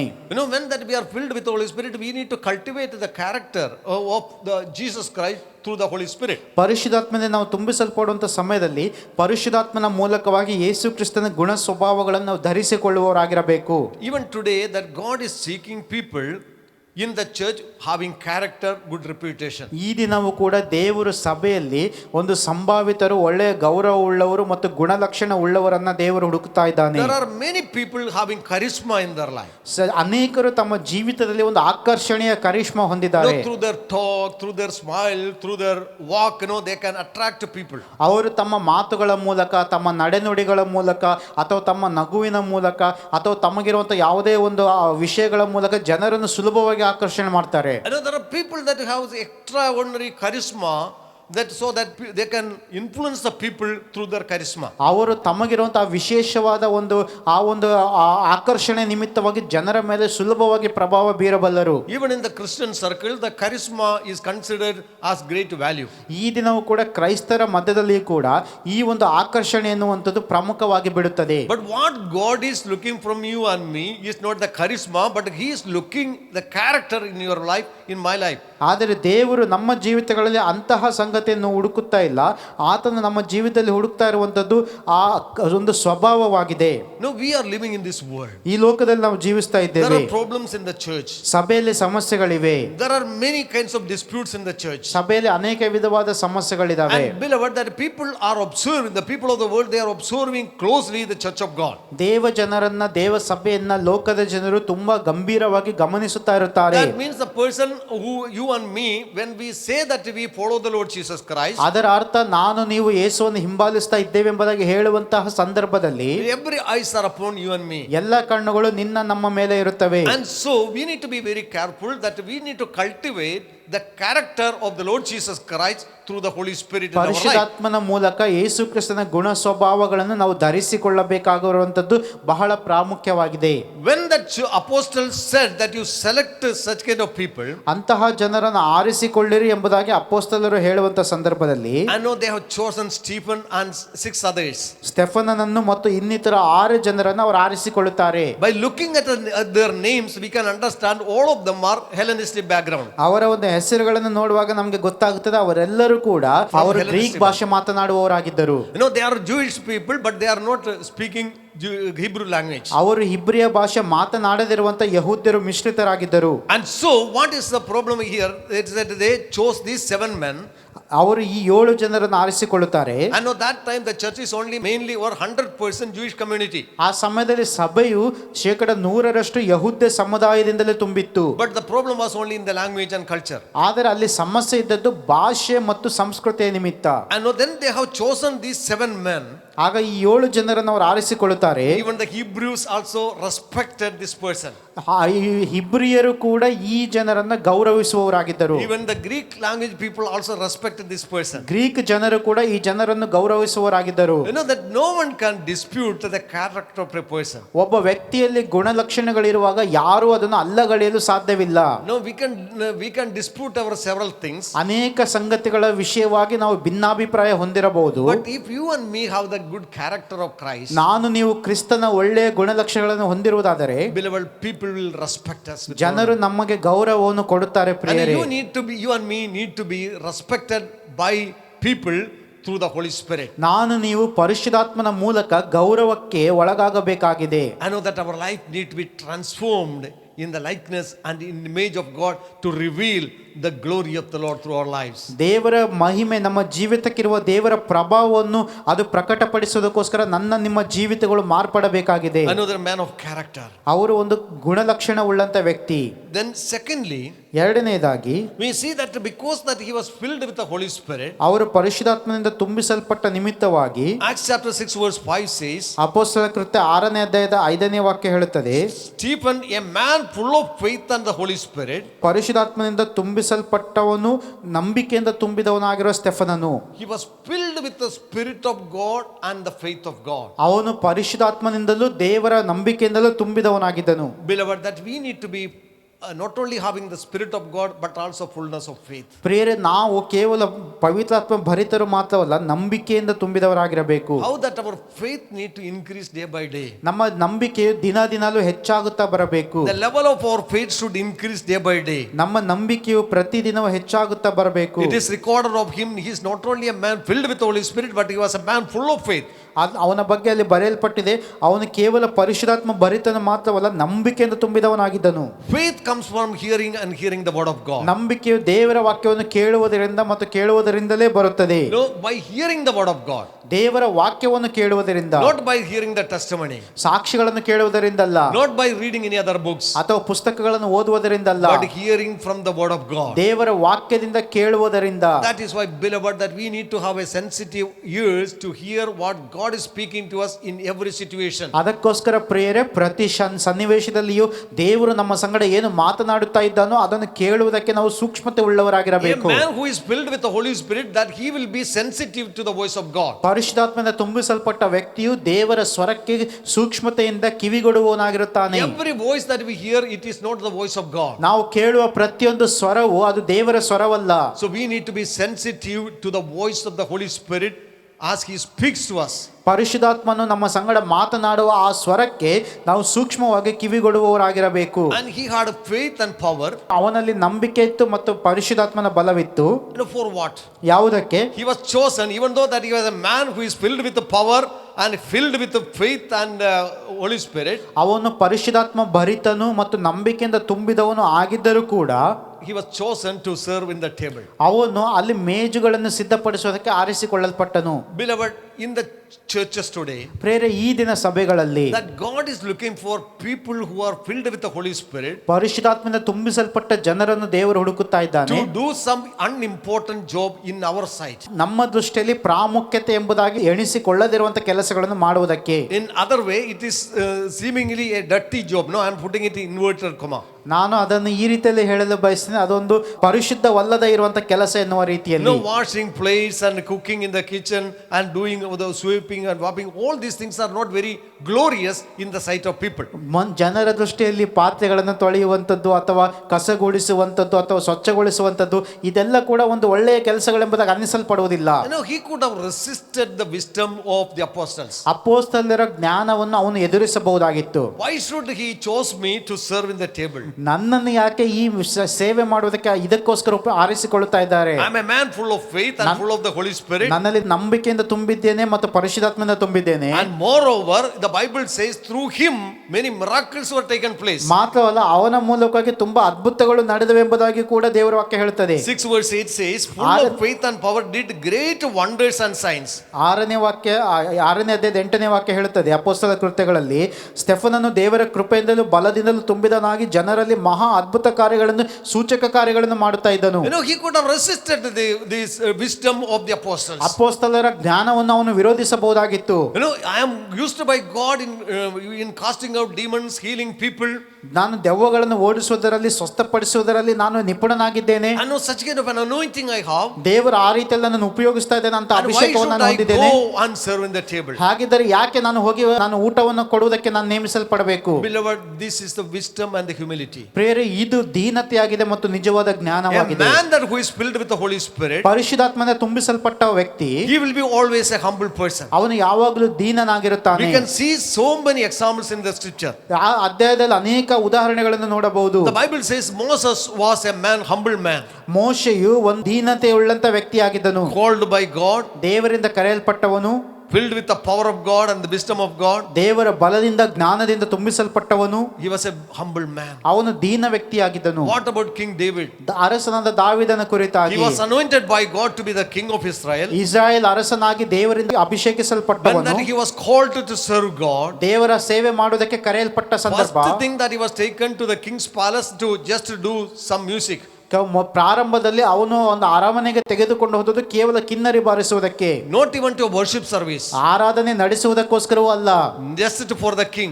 ಆ ಅರಸನ ಮುಂದೆ ಆದ ಉಪಕರಣ ಬಾರಿಸುವುದಕ್ಕೆ. How can he accept it? ಅದನ್ನು ಹೇಗೆ ಅವನು ಸ್ವೀಕರಿಸಲು ಸಾಧ್ಯ? I am anointed by God to be the king of Israel. Israel ಅರಸನಾಗಿ ನನ್ನನ್ನು ಈಗಾಗಲೇ ದೇವರು ಅಭಿಷೇಕಿಸಿದ್ದಾನೆ. Now this man is calling me to serve him. ಅವನ ಸೇವೆ ಮಾಡುವುದಕ್ಕೆ ಈ ಅರಸನ ನನ್ನ ಕರೀತಾ ಇದ್ದಾನಲ್ಲ. Beloved, humility. ಪ್ರೇರೆ ದೀನತೆ. Stephen was a humble man. ಸ್ಟೆಫನನ್ನು ದೀನತೆ ಉಳ್ಳ So ವ್ಯಕ್ತಿಯಾಗಿದ್ದನು. many people in the Bible, ಸತ್ಯವೇದದಲ್ಲಿ ಅನೇಕರು they are all humble people. ಅವರೆಲ್ಲರೂ ದೀನತೆ ಉಳ್ಳ ವ್ಯಕ್ತಿಗಳಾಗಿದ್ದರು. Bible says, ಬೈಬಲ್ ಹೇಳುತ್ತದೆ, humble yourself in the sight of God. ದೇವರ ದೃಷ್ಟಿಯಲ್ಲಿ ನಿಮ್ಮನ್ನು ನೀವು ತಗ್ಗಿಸಿಕೊಳ್ಳಿರಿ, He will lift you up. ಆತ ನಿಮ್ಮನ್ನು ಎತ್ತುತ್ತಾನೆ. A man that was called by God, filled by the Holy Spirit, ದೇವರಿಂದ ಕರೆಯಲ್ಪಟ್ಟ ವ್ಯಕ್ತಿ, ಪರಿಶುದ್ಧಾತ್ಮನ ತುಂಬಿಸಲ್ಪಟ್ಟ ವ್ಯಕ್ತಿ, he will remain always faithful and humble before God. ಆ ವ್ಯಕ್ತಿ ದೇವರ ಮುಂದೆ ಯಾವಾಗಲೂ ನಂಬಿಗಸ್ತಿಕೆಯಿಂದ ಮತ್ತು ದೀನನಾಗಿ ಉಳಿದುಕೊಳ್ಳುತ್ತಾನೆ. One more thing that we need to understand. ಮತ್ತೊಂದು ವಿಷಯವನ್ನು ಅರ್ಥ ಮಾಡಿಕೊಳ್ಳಬೇಕು. We may have a question before the word of God. ದೇವರ ವಾಕ್ಯದ ಮುಂದೆ ನಮಗೆ ಪ್ರಶ್ನೆಗಳು ಬರಬಹುದು. Why to do all these things? Why need a spiritual person filled with the Holy Spirit? ಪರಿಶುದ್ಧಾತ್ಮನ ತುಂಬಿಸಲ್ಪಟ್ಟಂತ ಆತ್ಮಿಕ ವ್ಯಕ್ತಿಗೆ ಇಂತಹ ಕೆಲಸ ಯಾಕೆ ಕೊಡಬೇಕು? Why that other people can do it? ಬೇರೆ ಜನರು ಮಾಡಬಹುದಲ್ಲ. But see, in the Christian circle, ಆದರೆ ಕ್ರೈಸ್ತರ in ಕಾರ್ಯಗಳಲ್ಲಿ, the church of God, ದೇವರ ಸಭೆಯಲ್ಲಿ there is no secular and sacred works. ಯಾವುದೇ ಕೆಲಸಗಳನ್ನ ಒಂದು ಲೌಕಿಕ ಅಥವಾ ಪರಿಶುದ್ಧ ಕೆಲಸ ಎಂಬುದಾಗಿ ವಿಭಾಗಿಸಲ್ಪಡುವುದಿಲ್ಲ. Everything that whatever you do unto God, ನೀವು ದೇವರಿಗೋಸ್ಕರ ಮಾಡುವ ಎಲ್ಲ ಕೆಲಸಗಳು, it is always sacred in the sight of God. ದೇವರ ದೃಷ್ಟಿಯಲ್ಲಿ ಪರಿಶುದ್ಧ ಕೆಲಸಗಳಾಗಿವೆ. If it is a sacred job, ಅದು ಪರಿಶುದ್ಧ ಕೆಲಸವಾಗಿರಬಹುದು. no, we need the full of the Holy Spirit. ಪರಿಶುದ್ಧಾತ್ಮನ ಭರಿತರಾಗಿರುವುದು ಅವಶ್ಯಕತೆ. Even when I am speaking from the pulpit, ನಾನು ಇಲ್ಲಿಂದ ಮಾತನಾಡುವ ವೇದಿಕೆಯಿಂದ ಮಾತನಾಡುವಾಗಲೂ, it is also it is a glorious thing. ಇದು ಒಂದು ಮಹಿಮೆಯ ಕಾರ್ಯ ಎಂಬುದಾಗಿ ಅನಿಸುವಾಗಲೂ, Always in the sight of God, preaching in the public, it is a glorious work. ದೇವರ ಒಂದು ಮಹಿಮೆಯಿಂದ ತುಂಬಿಸಲ್ಪಟ್ಟು ಒಂದು ಜನರ ಮುಂದೆ ಪ್ರಸಂಗ ಮಾಡುವಂತದ್ದು ಒಳ್ಳೆಯ ಸಂಗತಿ. Casting out demon is a glorious work. ಒಂದು ದುರಾತ್ಮಗಳನ್ನು ಓಡಿಸುವಂತದ್ದು ಒಂದು ಮಹಿಮೆಯ ಸಂಗತಿ. Healing sickness is a glorious work. ರೋಗಿಗಳನ್ನು ಗುಣಪಡಿಸುವಂತದ್ದು ಒಂದು ಮಹಿಮೆಯ ಕಾರ್ಯ. But when that somebody sweep in the church, ಆದರೆ ಸಭೆಯಲ್ಲಿ ಯಾರಾದರೂ ಅದನ್ನು ಸ್ವಚ್ಛಗೊಳಿಸುವಾಗ, when they wash the plates, ಅವರು ಪಾತ್ರೆಗಳನ್ನು ತೊಳೆಯುವಾಗ, we think it is not a glorious thing. ಅದು ಮಹಿಮೆಯ ಕಾರ್ಯ ಅಲ್ಲ ಎಂಬುದಾಗಿ ನಾವು ಅಂದುಕೊಳ್ಳುತ್ತೇವೆ. Beloved, I want to assure you, the Bible says that every work that we do unto God, it is a glorious work. It have value in the sight of God. ಪ್ರೇರೆ, ನಾನು ನಿಮಗೆ ಹೇಳಲು ಬಯಸ್ತೇನೆ, ನಾವು ದೇವರಿಗೋಸ್ಕರ ಮಾಡುವಂತ ಎಲ್ಲಾ ಕಾರ್ಯಗಳು ಅದು ಗೌರವಯುತ ಒಂದು ಪರಿಶುದ್ಧ ಕಾರ್ಯಗಳಾಗಿವೆ ಮತ್ತು ದೇವರಿಗೆ ಮಹಿಮೆಯನ್ನು ತರುತ್ತವೆ. Now that we read about a person called Brother Lawrence. Brother Lawrence ಎನ್ನುವ ವ್ಯಕ್ತಿಯ ಬಗ್ಗೆ ನಾವು ಓದುತ್ತೇವೆ. He was 400 years ago, he lived in the world. ಆ 400 ವರ್ಷಗಳ ಹಿಂದೆ ಈ ಲೋಕದಲ್ಲಿ ಜೀವಿಸಿದನು. He was a helper, lay person working in a Christian monastery. ಒಂದು ಕ್ರೈಸ್ತ ಒಂದು ಸನ್ಯಾಸಿ ಆಶ್ರಮದಲ್ಲಿ ಒಂದು ಕೆಲಸ ಮಾಡುವಂತ ಒಬ್ಬ ವ್ಯಕ್ತಿಯಾಗಿದ್ದನು. His book is called Practicing the Presence of God. ಆತನ ಒಂದು ಪುಸ್ತಕದ ಹೆಸರು ದೇವ ಪ್ರಸನ್ನತೆಯಲ್ಲಿ ನಾನು ಅಭ್ಯಾಸಿಸಿದೆನು ಎಂಬುದಾಗಿ. That he enjoyed the presence of God. That he was a man known for the presence of God, as though when he was working in the kitchen. ಆ ಒಂದು kitchen ಅಲ್ಲಿ ಕೆಲಸ ಮಾಡುವಾಗಲೇ ಆ ವ್ಯಕ್ತಿ ಪರಿಶುದ್ಧಾತ್ಮದಿಂದ ದೇವರ ಪ್ರಸನ್ನತೆಯಿಂದ ತುಂಬಿಸಲ್ಪಟ್ಟ ವ್ಯಕ್ತಿ ಎನ್ನುವುದು ಅವರ ಅನುಭವದಿಂದಲೇ ಗೊತ್ತಾಗುತ್ತಾ ಇತ್ತು. You know about Mother Teresa. Mother ತೆರೆಸಾರ ಬಗ್ಗೆ ನಿಮಗೆ ಗೊತ್ತು. You know about Graham Steen. Graham Staines ಅವರ ಬಗ್ಗೆ ನಿಮಗೆ ಗೊತ್ತು. All they are working among the lepers. ಅವರು ಒಂದು ಕುಷ್ಠರೋಗಿಗಳ ಮಧ್ಯದಲ್ಲಿ ಕೆಲಸ ಮಾಡಿದರು. The poor and the sick. ಆ ರೋಗಿಗಳ ಮಧ್ಯದಲ್ಲಿ, ಬಡವರ ಮಧ್ಯದಲ್ಲಿ, People, those who are laid in the streets. ಆ ಬೀದಿಗಳಲ್ಲಿ ಬಿದ್ದಿರುವವರ ಮಧ್ಯದಲ್ಲಿ. Beloved, how did they get that courage? ಪ್ರೇರ, ಅಂತಹ ಧೈರ್ಯ ಅವರಿಗೆ ಹೇಗೆ It ಬಂದಿತ್ತು? is because of the Holy Spirit. ಪರಿಶುದ್ಧಾತ್ಮನ ಮೂಲಕ. The love of God motivated them ಆ ದೇವರ ಪ್ರೀತಿ ಅವರನ್ನು ಉತ್ತೇಜಿಸಿತು to go into the streets and pick up people. ಆ ರಸ್ತೆಗಳಲ್ಲಿ ಹೋಗಿ ಜನರನ್ನು ಎಬ್ಬಿಸುವುದಕ್ಕೆ. I know that what they are doing is as sacred as preaching the gospel. ಸುವಾರ್ತೆ ಸಾರುವಂತಹ ಅಷ್ಟೇ ಪರಿಶುದ್ಧತೆ ಉಳ್ಳ ಕೆಲಸವನ್ನು ಅವರು ಮಾಡುತ್ತಾ ಇದ್ದಾರೆ. And even today, even in the Big J, ಈಗ ಈ ಬಿಗ್ ಜೆಯಲ್ಲಿ ಕೂಡ when I am preaching, there are people here recording. ಇಲ್ಲಿ ನಾನು ಪ್ರಸಂಗಿಸುವ ನಡೆಸ್ತಿರುವಾಗ ಇಲ್ಲಿ ರೆಕಾರ್ಡ್ ಮಾಡಲಿಕ್ಕೆ ಕೂತಿರುವಂತ I know ಜನರು they ಇದ್ದಾರೆ. are recording and they are working behind editing. ಅದರ ಹಿಂದೆ ಎಡಿಟಿಂಗ್ ಮಾಡೋದಕ್ಕೋಸ್ಕರ ಅವರು ಕಷ್ಟಪಡುತ್ತಾರೆ. So many hard work. ಬೇರೆ ಬೇರೆ ಇನ್ನಿತರ ಕೆಲಸಗಳು. All these work are very important in the sight of ಈ God. ಎಲ್ಲಾ ಕೆಲಸ ಕಾರ್ಯಗಳು ದೇವರ ಮುಂದೆ ಪ್ರಾಮುಖ್ಯವಾಗಿವೆ. It is a sacred job. ಅದು ಪರಿಶುದ್ಧ ಕೆಲಸವಾಗಿದೆ. It is a work of God. ಅದು ದೇವರ ಕೆಲಸವಾಗಿದೆ. So my beloved, those who are hearing me through the Big J, ಈ ಬಿಗ್ ಜೆ ಮೂಲಕ ನನ್ನ ಸ್ವರವನ್ನು ಕೇಳುತ್ತಿರುವ ಪ್ರತಿಯೊಬ್ಬರು ಪ್ರಿಯರೇ, those who are thinking of ministry of God, ದೇವರ ಸೇವೆ ಬಗ್ಗೆ ಯೋಚಿಸುವಂತ ಜನರು, in everything that you do unto the Lord, ನೀವು ಕರ್ತನಿಗೋಸ್ಕರ ಮಾಡುವ ಎಲ್ಲಾ ಕಾರ್ಯಗಳಲ್ಲಿ it is as important and it is also a holy sacred service. ಅದು ಎಲ್ಲವೂ ಕೂಡ ದೇವರಿಗೆ ಪ್ರಾಮುಖ್ಯವಾದ ಮತ್ತು ಪರಿಶುದ್ಧವಾದ ಒಂದು ಸೇವೆಯಾಗಿದೆ.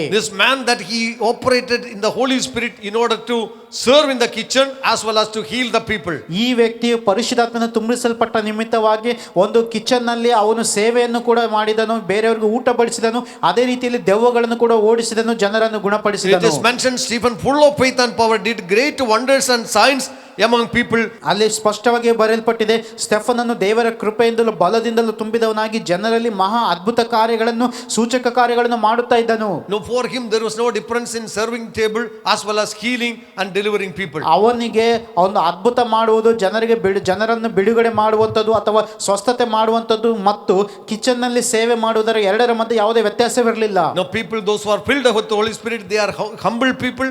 They will maintain humility in their life. ದೇವರಾತ್ಮನ ತುಂಬಿಸಲ್ಪಟ್ಟ ಜನರು ಅವರು ದೀನತೆಯುಳ್ಳವರು ಮತ್ತು ಎಲ್ಲವನ್ನು ಮಾಡೋದಕ್ಕೆ ಸಿದ್ಧರಾಗಿರುವವರಾಗಿರುತ್ತಾರೆ. And moreover that we do not know what are the miracles he has done, it is not recorded in the Bible. ಅವನು ಎಂತಹ ಅದ್ಭುತಗಳನ್ನು ಮಾಡಿದನೆಂಬುದಾಗಿ ಅಲ್ಲಿ ಬರೆಯಲ್ಪಟ್ಟಿಲ್ಲ, ನಮಗೆ ಗೊತ್ತಿಲ್ಲ. Only says that great wonders and signs among the people. ಮಹಾ ಅದ್ಭುತ ಕಾರ್ಯಗಳನ್ನು ಸೂಚಕ ಕಾರ್ಯಗಳನ್ನು ಮಾಡುತ್ತಾ ಇದ್ದನೆಂಬುದಾಗಿ ಮಾತ್ರ ಬರೆಯಲ್ಪಟ್ಟಿದೆ. Beloved, today that when God is using us to do great things for God, ಪ್ರಿಯರೇ, ಈ ದಿವಸಗಳಲ್ಲಿ ದೇವರು ಮಹಾ ಕಾರ್ಯಗಳನ್ನು ಮಾಡುವುದಕ್ಕೆ ನಮ್ಮನ್ನು ಉಪಯೋಗಿಸುವಾಗ no, we should not take any credit for ourselves. ಅದರ ಯಾವುದೇ ಒಂದು ಮಹಿಮೆಯನ್ನು ನಾವು ತೆಗೆದುಕೊಳ್ಳಬಾರದು. If somebody healed of headache, ಯಾರೋ ಒಂದು ತಲೆನೋವಿನಿಂದ ಗುಣವಾದರೆ immediately we call them the pulpit. ನಾವು ಅದು ಪುಲ್ಪಿಟ್ ಇಂದ ಅದು ಕರೆದಿದ್ದರೂ ಕೂಡ We call them to the stage and say, oh, testify. ನಾವು ಅವರನ್ನ ಕರೆದು ಸಾಕ್ಷಿ ಹೇಳೋದಕ್ಕೆ ಕರೆಯುತ್ತೇವೆ. Why? That we wanted to get the credit. ಯಾಕೆಂದರೆ ಮಹಿಮೆ ನಮಗೆ ಬೇಕು, ಅದಕ್ಕೋಸ್ಕರ. Beloved, that when God is using us, ಪ್ರಿಯರೇ, ದೇವರು ನಮ್ಮನ್ನು ಉಪಯೋಗಿಸುವಾಗ it is God and the Spirit. ಅದು ದೇವರು ಮತ್ತು ದೇವರ ಆತ್ಮನ ಮಾಡುವ ಕೆಲಸ. We should not touch the glory of God. We should not touch the glory of God. ದೇವರ ಮಹಿಮೆಯನ್ನು ಪ್ರಭಾವವನ್ನು ನಾವು ಯಾವುದೇ ಕಾರಣಕ್ಕೂ ಮುಟ್ಟಬಾರದು. It is the Spirit of God that He is using you and me as an agent of healing.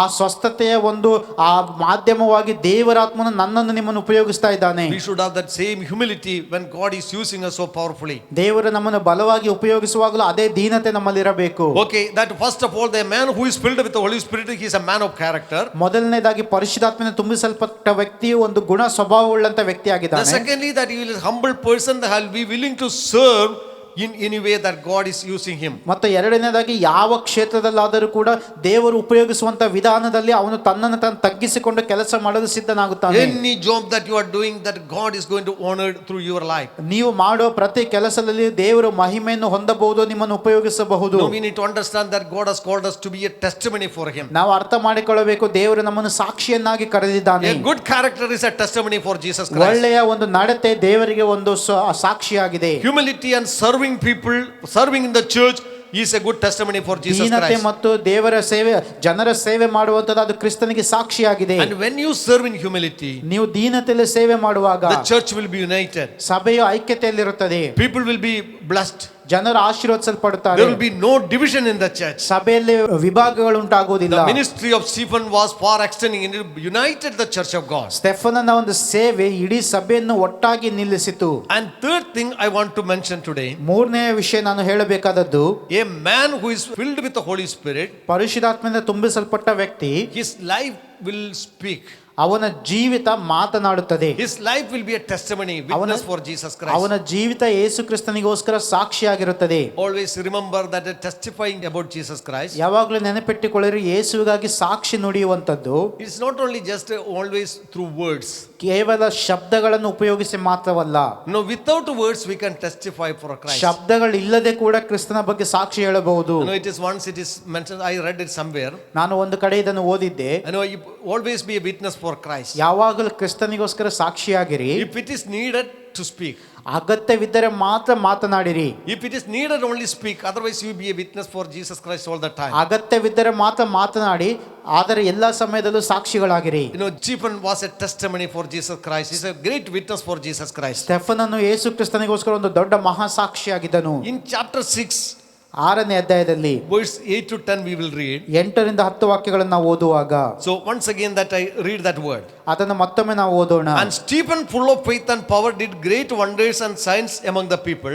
ಸ್ಟೆಫನನು ದೇವರ ಕೃಪೆಯಿಂದಲೂ ಬಲದಿಂದಲೂ ತುಂಬಿದವನಾಗಿ ಜನರಲ್ಲಿ ಮಹಾ ಅದ್ಭುತ ಕಾರ್ಯಗಳನ್ನು, ಸೂಚಕ ಕಾರ್ಯಗಳನ್ನು ಮಾಡುತ್ತಾ ಇದ್ದನು. Then there arose some from what is called the synagogue of the freedmen, Syrians, Alexandrians, and those from Cilicia, Asia, disputing with Stephen. ಆದರೆ ಲಿಬರ್ಟಿ ನವರೆಂಬವರ ಸಮಾಜದವರಲ್ಲಿ, ಕುರೇನದವರ ಮತ್ತು ಅಲೆಕ್ಸಾಂದ್ರಿಯಾದವರ ಸಮಾಜದವರಲ್ಲಿ, ಕಿಲಿಕ್ಯ ಆಸ್ಯ ಸೀಮೆಗಳಿಂದ ಬಂದವರ ಸಮಾಜದಲ್ಲಿಯೂ ಕೆಲವರು ಎದ್ದು ಸ್ಟೆಫನನ ಸಂಗಡ ತರ್ಕ ಮಾಡುತ್ತಾ ಇದ್ದರು.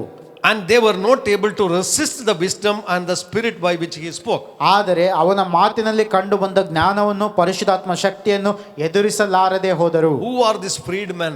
The synagogue of the freedmen. ಈ ಒಂದು ಲಿಬರ್ಟಿ ನರು ಎಂಬುವಂತವರು, ಅಂದರೆ ಸ್ವಾತಂತ್ರ್ಯದ ಬಗ್ಗೆ ಮಾತನಾಡುವವರು, ಇವರು ಯಾರು? You know that these are the Jewish people. They were taken captives.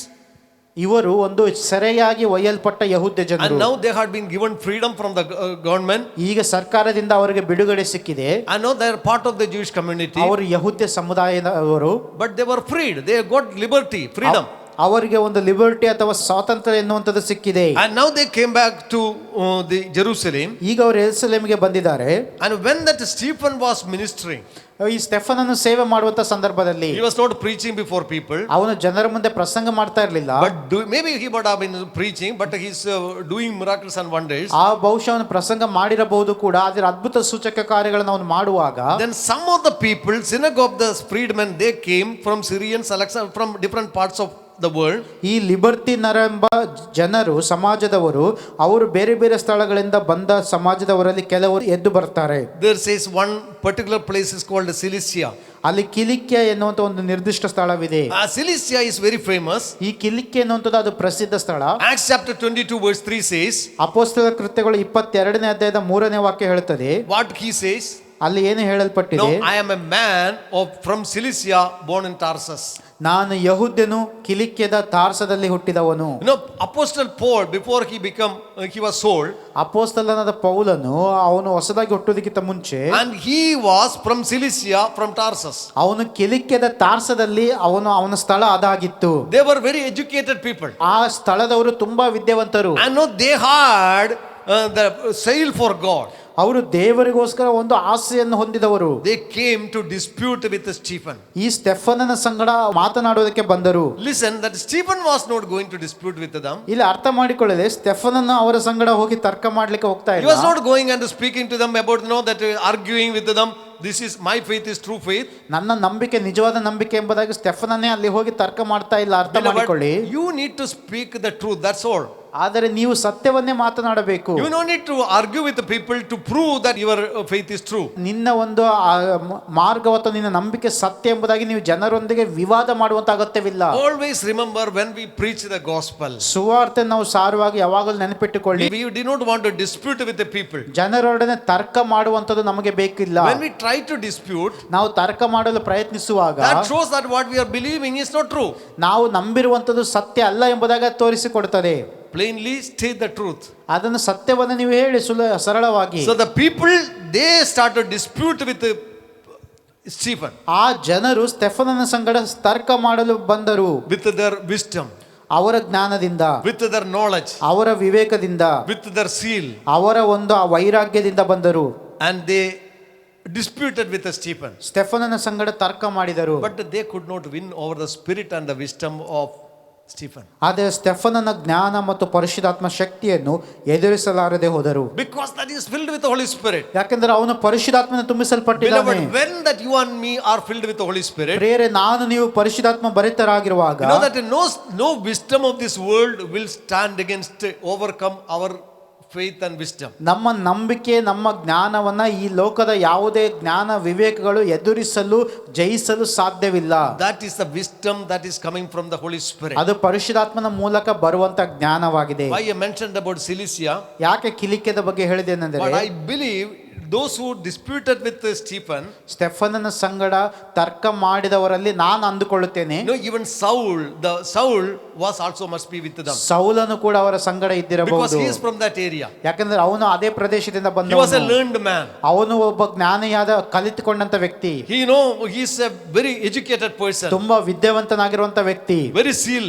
ಯಾವಾಗಲೂ ದೇವರಿಗೋಸ್ಕರ But ವೈರಾಗ್ಯದಿಂದಿರುವವನು. with all his wisdom and with the zeal, that he was not able to, it is not recorded in the Bible, but I assume he was not able to stand before this person. Bible ಅಲ್ಲಿ ಇದು ಬರೆಯಲ್ಪಟ್ಟಿಲ್ಲ, ಅದನ್ನು ನಾನು ಅಂದುಕೊಳ್ಳುತ್ತೇನೆ ಅವನು ತನ್ನ ಸ್ವಂತ ಜ್ಞಾನ ವಿವೇಕಗಳ ಮೂಲಕವಾಗಿಯೂ ಸ್ಟೆಫನನ್ನು ಎದುರಿಸಲು ಸಾಧ್ಯವಾಗದಿರಬಹುದು ಆ ಗುಂಪಿನಲ್ಲಿ. Beloved, when that we have the filled with the Holy Spirit, ಪ್ರೇರೆ ನಾವು ಪರಿಶುದ್ಧಾತ್ಮನ ತುಂಬಿಸಲ್ಪಡುವಾಗ, when the people argue with us, ಜನರು ನಮ್ಮ ಸಂಗಡ ತರ್ಕ ಮಾಡುವಾಗ, when they dispute with us, ಅವರು ನಮ್ಮ ಸಂಗಡ ಒಂದು ವಾದ ವಿವಾದ ಮಾಡುವಾಗ, we will be handling it the wisdom of God. ದೇವರ ಜ್ಞಾನದಲ್ಲಿ ನಾವು ಅದನ್ನು ನಿಭಾಯಿಸುತ್ತೇವೆ. I know the Holy Spirit will give us the spirit of wisdom. ದೇವರ ಆತ್ಮನು ಆ ಜ್ಞಾನದ ಆತ್ಮನಾಗಿದ್ದಾನೆ. Let us not fight with anyone. ಜನರೊಂದಿಗೆ ನಾವು ಜಗಳವಾಡುವ ಅವಶ್ಯಕತೆ ಇಲ್ಲ. By disputing with others, we cannot overcome them. ಅವರ ಸಂಗಡ ವಾದ ವಿವಾದಗಳನ್ನು ಮಾಡುವ ಮೂಲಕ ಅವರನ್ನು ಜಯಿಸಲು But ಸಾಧ್ಯವಿಲ್ಲ. only through the wisdom of the Holy Spirit. ಆದರೆ ಪರಿಶುದ್ಧಾತ್ಮನ ಜ್ಞಾನದ ಮೂಲಕ ಮಾತ್ರವೇ. I know. Then second thing that we read about him, his personal life, ಮತ್ತೊಂದು ಅವನ ವೈಯಕ್ತಿಕ ಜೀವಿತದ ಬಗ್ಗೆ ನಾವು ನೋಡುತ್ತೇವೆ. chapter 6 verse 15. 6ನೇ ಅಧ್ಯಾಯದ 15ನೇ ವಾಕ್ಯ.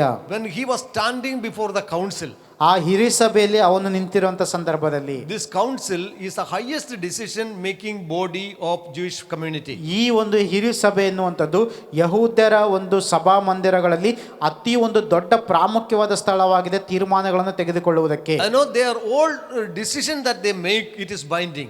ಅವರು ಮಾಡುವಂತ ಒಂದು ತೀರ್ಮಾನಗಳು, ಅವರು ಹೇಳುವಂತ ತೀರ್ಪುಗಳು, ಅದು ಕೊನೆಯ ತೀರ್ಪು. It is just our Supreme Court today. ಅದು ನಮ್ಮ ಸುಪ್ರೀಂ ಕೋರ್ಟ್ ಇರುವ ಹಾಗೆ. I know that it is a religious court. ಅದು ಒಂದು ಧಾರ್ಮಿಕ ಒಂದು ಕೋರ್ಟ್ I ಆಗಿತ್ತು. know that these elders, they are brought before them ಈ ಹಿರಿಯರು ಅವನನ್ನ ಅಲ್ಲಿ ತೆಗೆದುಕೊಂಡು ಬರ್ತಾರೆ, to trial him, ಅವನನ್ನ ಒಂದು ಪರೀಕ್ಷಿಸುವುದಕ್ಕೆ. accuse him that he is trying to destroy our religion, he is trying to destroy our temple. ಅವನು ನಮ್ಮ ಒಂದು ದೇವಾಲಯವನ್ನು, ನಮ್ಮ ಧರ್ಮವನ್ನು ಕೆಡಿಸ್ತಾ ಇದ್ದಾನೆ ಎಂಬುದಾಗಿ ಅವನ ಮೇಲೆ ದೂಷಿಸಿ ಆರೋಪ ಹೊರಿಸಿ ಕರ್ಕೊಂಡು ಬರ್ತಾರೆ. He is trying to he is speaking at the law of Moses.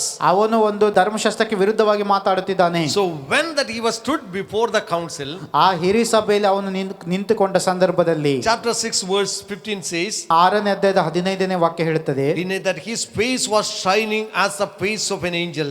ಅವನ ಮುಖವು ದೇವದೂತನ ಮುಖದಂತೆ ಪ್ರಕಾಶಮಯವಾಗಿತ್ತು. They saw, the council members saw the Stephen's face was shining as the face of an angel. ಹಿರಿ ಸಭೆಯಲ್ಲಿ ಕೂತಿದ್ದವರೆಲ್ಲರೂ ಅವನನ್ನು ನೋಡುವಾಗ ಅವರು ಕಂಡುಕೊಳ್ಳುತ್ತಾರೆ ಅವನ ಮುಖ ದೇವದೂತನ ಮುಖದಂತಿತ್ತೆಂಬುದಾಗಿ. Such kind of a glory was revealed on his face. ಅವನ ಮುಖದಲ್ಲಿ ಅಂತಹ ಮಹಿಮೆಯ ಪ್ರಭಾವ ಪ್ರಕಟಿಸಲ್ಪಟ್ಟಿತು. When that he was filled with the Holy Spirit. ಅವನ ಪರಿಶುದ್ಧಾತ್ಮನ ತುಂಬಿಸಲ್ಪಡುವ ಸಂದರ್ಭದಲ್ಲಿ, No, but what is inside of us, it will be revealed on our face. ನಮ್ಮ ಒಳಗೆ ಇರುವಂತದ್ದು ನಮಗೆ ಹೊರಗಡೆ ಮುಖದಲ್ಲಿ ಕಾಣಬರುತ್ತದೆ. There was no worry.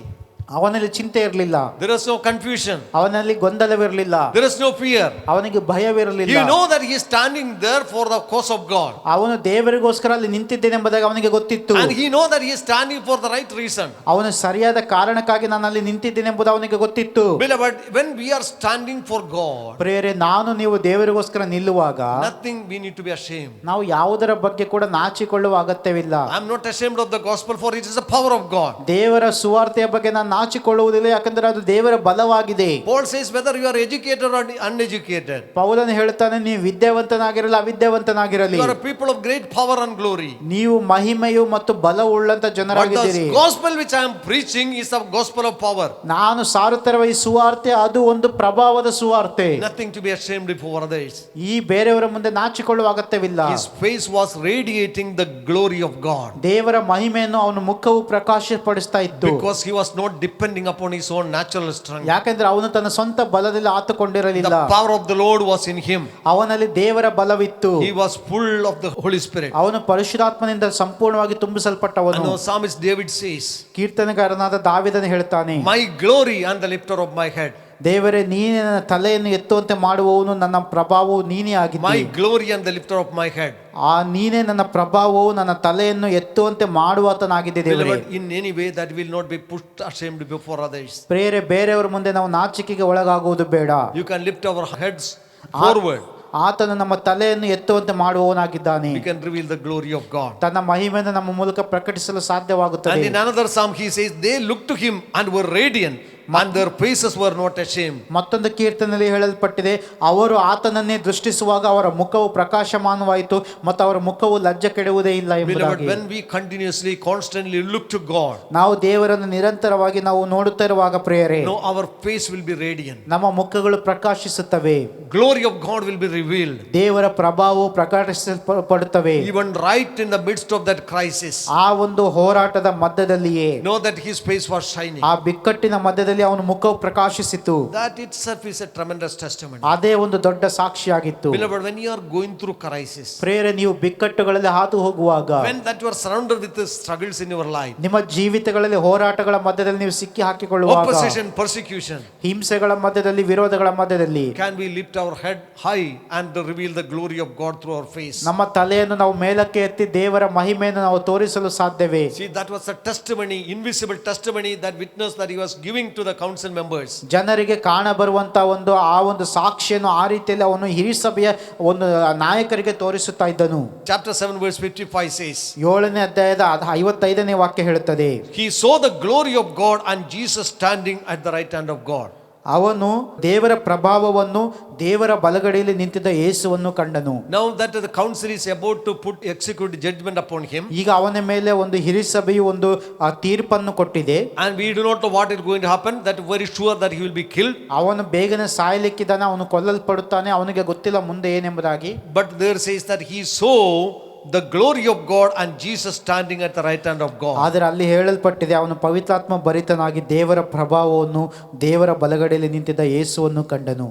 Beloved, what is our vision today? ಪ್ರೇರ, ಈ ದಿನ ನಾವೇನು ಕಾಣುತ್ತಾ ಇದ್ದೇವೆ? Are we seeing God and Jesus Christ standing at the right hand of God the Father? ನಾವು ದೇವರನ್ನು ಮತ್ತು ಯೇಸು ಕ್ರಿಸ್ತನ ತಂದೆಯಾದ ದೇವರ ಬಲಪಾರ್ಶ್ವದಲ್ಲಿ ಇರುವುದನ್ನು ನಾವು ಕಾಣ್ತಾ ಇದ್ದೇವೆ. If you see God in the crisis, ನಿಮ್ಮ ಬಿಕ್ಕಟ್ಟುಗಳ ಮಧ್ಯದಲ್ಲಿ ನೀವು ದೇವರನ್ನು ನೋಡುವುದಾದರೆ, if you can see God, look to God and see his glory when you are in the midst of surrounded with the problems, ನೀವು ಸಮಸ್ಯೆಗಳ ಮಧ್ಯದಲ್ಲಿ ಸಿಕ್ಕಿ ಹಾಕಿಕೊಂಡಿರುವಾಗ ನೀವು ದೇವರನ್ನು, ದೇವರ ಪ್ರಭಾವವನ್ನು ಕಾಣುವುದಾದರೆ, you will be resting in peace. ನೀವು ಸಮಾಧಾನದಲ್ಲಿರುತ್ತೀರಿ. That is a testimony that you are giving to the people. ನೀವು ಜನರಿಗೆ ಕೊಡುವಂತ ಸಾಕ್ಷಿ ಅದಾಗಿದೆ. The council members are observing you today. ಆ ಒಂದು ಹಿರಿ ಸಭೆಯವರು ನಿಮ್ಮನ್ನು ನೋಡುತ್ತಾ ಇದ್ದಾರೆ ಈ ದಿವಸ. Even the Saul was also witness seeing your glory. ಸೌಲನು ಕೂಡ ಆ ಮಹಿಮೆಯನ್ನು ನೋಡುತ್ತಾ ಇದ್ದಾನೆ. The courage, ಆ ಧೈರ್ಯ, and the peace, ಆ ಸಮಾಧಾನ, the serenity, ಅವನಲ್ಲಿದ್ದಂತ ಆ ಒಂದು ಮುಗ್ಧತೆ and the joy ಮತ್ತು ಸಂತೋಷ, in suffering for Jesus Christ. ಕ್ರಿಸ್ತನಿಗೋಸ್ಕರ ಒಂದು ಹಿಂಸೆ They are ಅನುಭವಿಸುವುದರಲ್ಲಿ all watching and seeing. ಅವರೆಲ್ಲರೂ ಅದನ್ನು ದೃಷ್ಟಿಸ್ತಾ ಇದ್ದಾರೆ. You know that is not speaking, but all the powerful glory was God is revealed in and through his life. ಅವನು ಅಲ್ಲಿ ಏನು ಮಾತನಾಡುತ್ತಾ ಇಲ್ಲ, ಆದರೆ ಅವನ ಸುತ್ತಲೂ ಕೂಡ ದೇವರ ಪ್ರಭಾವವು ಅಲ್ಲಿ ಕಾಣಲ್ಪಡುವುದನ್ನು ನಾವು ಕಾಣಬಹುದಾಗಿದೆ. And in his final prayer, ಮತ್ತು ಅವನ ಕೊನೆಯ ಪ್ರಾರ್ಥನೆ, chapter 7 verse 60, 7ನೇ ಅಧ್ಯಾಯದ 60ನೇ ವಾಕ್ಯ, then he knelt down and cried out with a loud voice, Lord, do not charge them with his sin. ಅವನು ಮೊಣಕಾಲೂರಿ, ಕರ್ತನೆ, ಈ ಪಾಪವನ್ನು ಅವರ ಮೇಲೆ ಹೊರಿಸಬೇಡವೆಂದು ಮಹಾಶಬ್ದದಿಂದ ಕೂಗಿದನು. No, his final prayer. ಅವನ ಕೊನೆಯ It ಪ್ರಾರ್ಥನೆ, is a final prayer of forgiveness.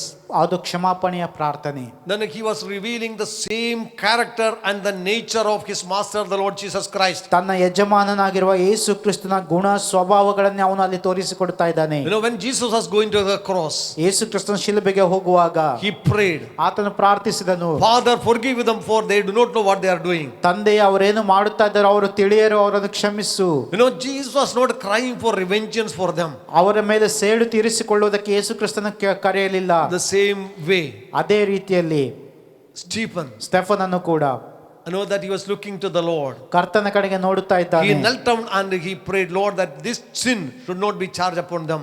ಮೊಣಕಾಲೂರಿ ಅವನು ಪ್ರಾರ್ಥಿಸ್ತಾ ಇದ್ದಾನೆ, ಕರ್ತನೆ, ಈ ಪಾಪವನ್ನು ಅವರ ಮೇಲೆ ಹೊರಿಸಬೇಡ. That means that he was asking the Lord to forgive them and to forgive their sins. ಅವರನ್ನು ಅವರ ಪಾಪಗಳನ್ನು ಕ್ಷಮಿಸುವುದಕ್ಕೆ ಅವನು ಕೇಳುತ್ತಾ ಇದ್ದಾನೆ. And know that people are watching, beloved, your life and my life. ಪ್ರಿಯರೇ, ಜನರು ನನ್ನ ನಿನ್ನ ಜೀವಿತಗಳನ್ನು ನೋಡುತ್ತಾ ಇದ್ದಾರೆ. What is the kind of prayer that we are offering? ನಮ್ಮ ಪ್ರಾರ್ಥನೆಗಳು ಯಾವ ರೀತಿ ಇದೆ? When somebody trouble us, ಯಾರಾದರೂ ನಮಗೆ ಕಷ್ಟ ಕೊಡುವಾಗ, when somebody speak evil against us, ನಮ್ಮ ಬಗ್ಗೆ ಕೆಟ್ಟದಾಗಿ ಮಾತಾಡುವಾಗ, somebody destroy our property, ನಮ್ಮ ಆಸ್ತಿ ಪಾಸ್ತಿಗಳನ್ನು ಬೇರೆಯವರು ನಾಶ ಮಾಡುವಾಗ, can we do the same kind of prayer? ನಾವು ಇಂತಹ ಪ್ರಾರ್ಥನೆ ಮಾಡಲು ಸಾಧ್ಯವಾ? Now I was reminded of Mrs. Graham Steen. ನನಗೆ ಶ್ರೀಮತಿ ಗ್ರಹಾಂ ಸ್ಟೇನ್ ಅವರ ಒಂದು ವಿಷಯ ನೆನಪಾಗುತ್ತಿದೆ. When that her husband and 2 children were put into fire. ಅವರ ಗಂಡನನ್ನು ಮತ್ತು 2 ಮಕ್ಕಳನ್ನು ಅವರು ಸುಟ್ಟು ಹಾಕಿ ಕೊಂದಾಗ, No, the next day, ಮರುದಿನ before the whole world, that in front of the TV, ಆ ಒಂದು ಮಾಧ್ಯಮದ ಮುಂದೆ, ಇಡೀ ಪ್ರಪಂಚದ ಮುಂದೆ she said, I forgive them.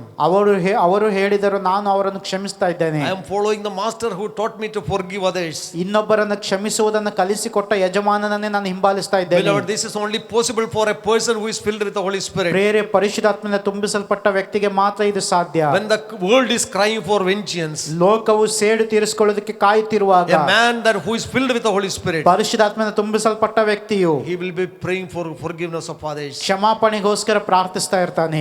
Then he had said, and he fell asleep. He handed his spirit to the Lord's hand. ಅವನು ಅದನ್ನು ಪ್ರಾರ್ಥಿಸಿ ಅವನು ತನ್ನ ಆತ್ಮವನ್ನು ದೇವರ ಕೈಗೆ ಒಪ್ಪಿಸಿಕೊಳ್ತಾನೆ. Beloved, when he had one opportunity, ಅವನಿಗೆ ಒಂದು ಅವಕಾಶವಿತ್ತು ಪ್ರಿಯರೇ. no, that is the time that he used it. He did not defend himself, but he preached the gospel. ಅವನು ಅದನ್ನು ತನಗೋಸ್ಕರ ಉಪಯೋಗಿಸಲಿಲ್ಲ, ಸುವಾರ್ತೆಯನ್ನು ಸಾರುವುದಕ್ಕೆ ಉಪಯೋಗಿಸಿದನು. And know that he had the faith. ಅವನಲ್ಲಿ ನಂಬಿಕೆ ಇತ್ತು. No, today people says that because when we have the faith, we can bind the devil. ಈ ದಿನ ಅನೇಕರು ಹೇಳ್ತಾರೆ, ನಂಬಿಕೆ ಇದ್ದರೆ ದುರಾತ್ಮನನ್ನು ನೀವು We ಬಂಧಿಸಬಹುದೆಂಬುದಾಗಿ. have faith that we can bind the hands of the people. ಜನರ ಕೈಗಳನ್ನು ಕಟ್ಟಿ ಹಾಕಬಹುದು, ನಮಗೆ ನಂಬಿಕೆ ಇದೆ ಎಂಬುದಾಗಿ ಹೇಳ್ತಾರೆ. Stephen had full faith in God. ಸ್ಟೆಫನನಲ್ಲಿ ತುಂಬಾ ನಂಬಿಕೆ ಇತ್ತು. He was a man full with faith and full with the Holy Spirit. ಅವನು ಪರಿಶುದ್ಧಾತ್ಮ ಭರಿತನು, ನಂಬಿಕೆಯಿಂದ ತುಂಬಿದವನಾಗಿದ್ದನು. But he knew what is the will of God. ಆದರೆ ದೇವರ ಚಿತ್ತ ಏನು ಎಂಬುದಾಗಿ ಅವನಿಗೆ And ಗೊತ್ತಿತ್ತು. he gave his life into the hands of the Lord, became a martyr, first martyr of the church. ತನ್ನ ಒಂದು ಆತ್ಮವನ್ನು ದೇವರ ಕೈಗೆ ಒಪ್ಪಿಸಿಕೊಟ್ಟು ಆ ಒಂದು ಮೊದಲ ರಕ್ತ ಸಾಕ್ಷಿಯಾಗಿ ಮಾರ್ಪಟ್ಟನು. His lifespan was very short. ಅವನ ಜೀವಿತ ಕಾಲ ತುಂಬಾ ಕಡಿಮೆ ಇತ್ತು. His ministry was very short. ಅವನ ಸೇವೆ ಅಲ್ಪ ಕಾಲದ್ದು.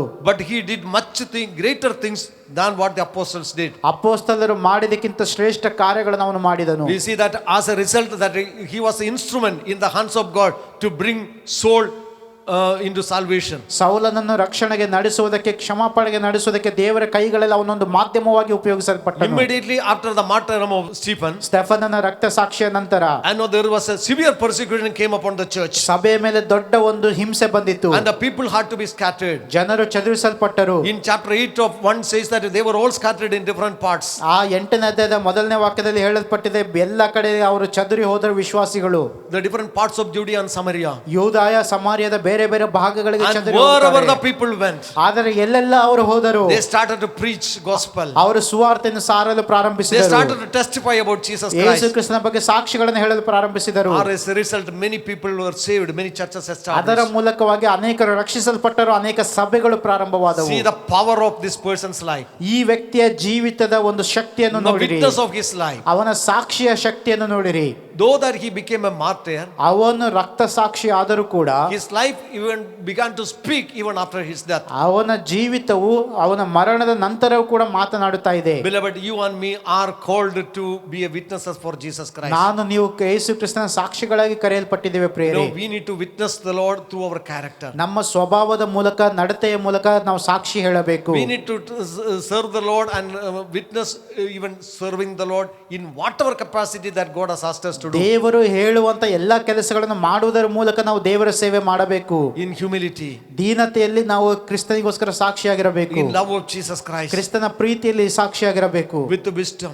ಜ್ಞಾನದಲ್ಲಿ, You know that even our face should reveal the glory of God. ನಮ್ಮ ಮುಖದಲ್ಲಿ ದೇವರ ಪ್ರಭಾವವು ಇರಬೇಕು. And our life, even if we become a martyr, but it should speak to the next generation. ಮತ್ತು ನಾವು ರಕ್ತ ಸಾಕ್ಷಿಗಳಾಗಿ ಮಾರ್ಪಟ್ಟರು ಮುಂದಿನ ತಲೆಮಾರುಗಳಿಗೆ ನಮ್ಮ ಜೀವಿತವು We said that you ಮಾತಾಡುವಂತದ್ದಾಗಿರಬೇಕು. shall receive power when the Holy Spirit come upon you. ಪರಿಶುದ್ಧಾತ್ಮ ನಿಮ್ಮ ಮೇಲೆ ಬರಲು ನೀವು ಬಲವನ್ನು ಹೊಂದಿಕೊಳ್ಳುತ್ತೀರಿ. You know, the Holy Spirit is given for those who obey God. ದೇವರಿಗೆ ವಿಧೇಯರಾಗುವವರಿಗೆ ಪರಿಶುದ್ಧಾತ್ಮನ And I pray that ಕೊಡಲ್ಪಟ್ಟಿದ್ದಾನೆ. each and everyone may be filled with the Holy Spirit, ನಿಮ್ಮಲ್ಲಿ ಪ್ರತಿಯೊಬ್ಬರು ಪರಿಶುದ್ಧಾತ್ಮ ಭರಿತರಾಗಬೇಕೆನ್ನುವುದು ನನ್ನ with ಪ್ರಾರ್ಥನೆಯಾಗಿದೆ. His power and in His wisdom. ಆ ಜ್ಞಾನ ವಿವೇಕದ ಮೂಲಕ That today the world is seeking for people of character. ಒಂದು ನಡತೆ ಉಳ್ಳಂತ ಜನರನ್ನ ಲೋಕವು ನೋಡ್ತಾ ಇದೆ. The church is looking for people filled with the Holy Spirit. ಪರಿಶುದ್ಧಾತ್ಮ ಭರಿತರಾಗಿರುವಂತ ಜನರನ್ನ ಸಭೆ ಕೂಡ ಹುಡುಕುತ್ತಾ When ಇದೆ. we are filled with the Holy Spirit, ನಾವು ಪರಿಶುದ್ಧಾತ್ಮನ ತುಂಬಿಸಲ್ಪಟ್ಟಾಗ, walking in the wisdom and the humility of God, ದೇವರ ಜ್ಞಾನ ಮತ್ತು ದೀನತೆಯಲ್ಲಿ ನಾವು ನಡೆಯುವಾಗ, beloved, many of the problem in the church will be solved. ಸಭೆಯಲ್ಲಿರುವ ಅನೇಕ ಸಮಸ್ಯೆಗಳು ಸುಲಭವಾಗಿ ಪರಿಹರಿಸಲ್ಪಡುತ್ತವೆ. It will be bringing glory and honor to the Lord Jesus Christ. ಕರ್ತನಾದ ಯೇಸು ಕ್ರಿಸ್ತನಿಗೆ ಮಹಿಮೆ, ಪ್ರಭಾವ, ಘನತೆಯನ್ನು ಅದು ಉಂಟು ಮಾಡುತ್ತದೆ. We note that you are the temple of the Holy Spirit. Your body is the temple of the Holy Spirit. ನಿಮ್ಮ ದೇಹವು ಪರಿಶುದ್ಧಾತ್ಮನ ಆಲಯವಾಗಿದೆ. And we are the temple of the Holy Spirit, ನಾವು ಪರಿಶುದ್ಧಾತ್ಮನ ಆಲಯವಾಗಿದ್ದೇವೆ. revealing the glory and the power of Jesus Christ. ಯೇಸು ಕ್ರಿಸ್ತನ ಪ್ರಭಾವ, ಮಹಿಮೆಯನ್ನು ಸಾರುವುದಕ್ಕಾಗಿ, ಪ್ರಕಟಿಸಲ್ಪಡುವುದಕ್ಕಾಗಿ ಕರೆಯಲ್ಪಟ್ಟವರು. Father God, we just want to thank you for this message. ತಂದೆಯಾದ ದೇವರೇ, ಈ ಸಂದೇಶಕ್ಕಾಗಿ ನಿನಗೆ ವಂದನೆಗಳು. As we receive this word, ಈ ವಾಕ್ಯಗಳನ್ನು ನಾವು ಸ್ವೀಕರಿಸುವಾಗ, Lord, give us a hunger and thirst in our heart ನಮ್ಮ ಹೃದಯಗಳಲ್ಲಿ ದಾಹ, ಒಂದು ಬಯಕೆಯನ್ನು ಕೊಡು. to be filled with the Holy Spirit, ಪರಿಶುದ್ಧಾತ್ಮ to ಭರಿತರಾಗುವುದಕ್ಕಾಗಿ, be an instrument in your hand, ನಿನ್ನ ಕೈಗಳಲ್ಲಿ to be ಆಯುಧವಾಗುವುದಕ್ಕಾಗಿ, a testimony to the world. ಲೋಕಕ್ಕೆ ಸಾಕ್ಷಿಯಾಗಿ ನಿಲ್ಲುವುದಕ್ಕಾಗಿ. We give you all the glory, ಎಲ್ಲಾ ಮಹಿಮೆ ನಿನಗೆ, honor and praise to you. ಎಲ್ಲ ಘನತೆ, ಸ್ತುತಿ ನಿನಗೆ, In Jesus' name. ಯೇಸುವಿನ ನಾಮದಲ್ಲಿ ತಂದೆಯೇ. Now may the grace of our Lord Jesus Christ, love of God the Father, fellowship and the communion of the Holy Spirit abide with us now and forever. ನಮ್ಮ ಕರ್ತನಾದ ಯೇಸು ಕ್ರಿಸ್ತನ ಕೃಪೆಯು, ತಂದೆಯಾದ ದೇವರ ಪ್ರೀತಿಯು, ಪರಿಶುದ್ಧಾತ್ಮನ ಐಕ್ಯತೆಯು, ಅನ್ಯೋನ್ಯತೆಯು ಈಗಲೂ ಎಂದೆಂದು ಸದಾಕಾಲ ನಮ್ಮೆಲ್ಲರ ಸಂಗಡ ಇರಲಿ. Amen. ಆಮೆನ್.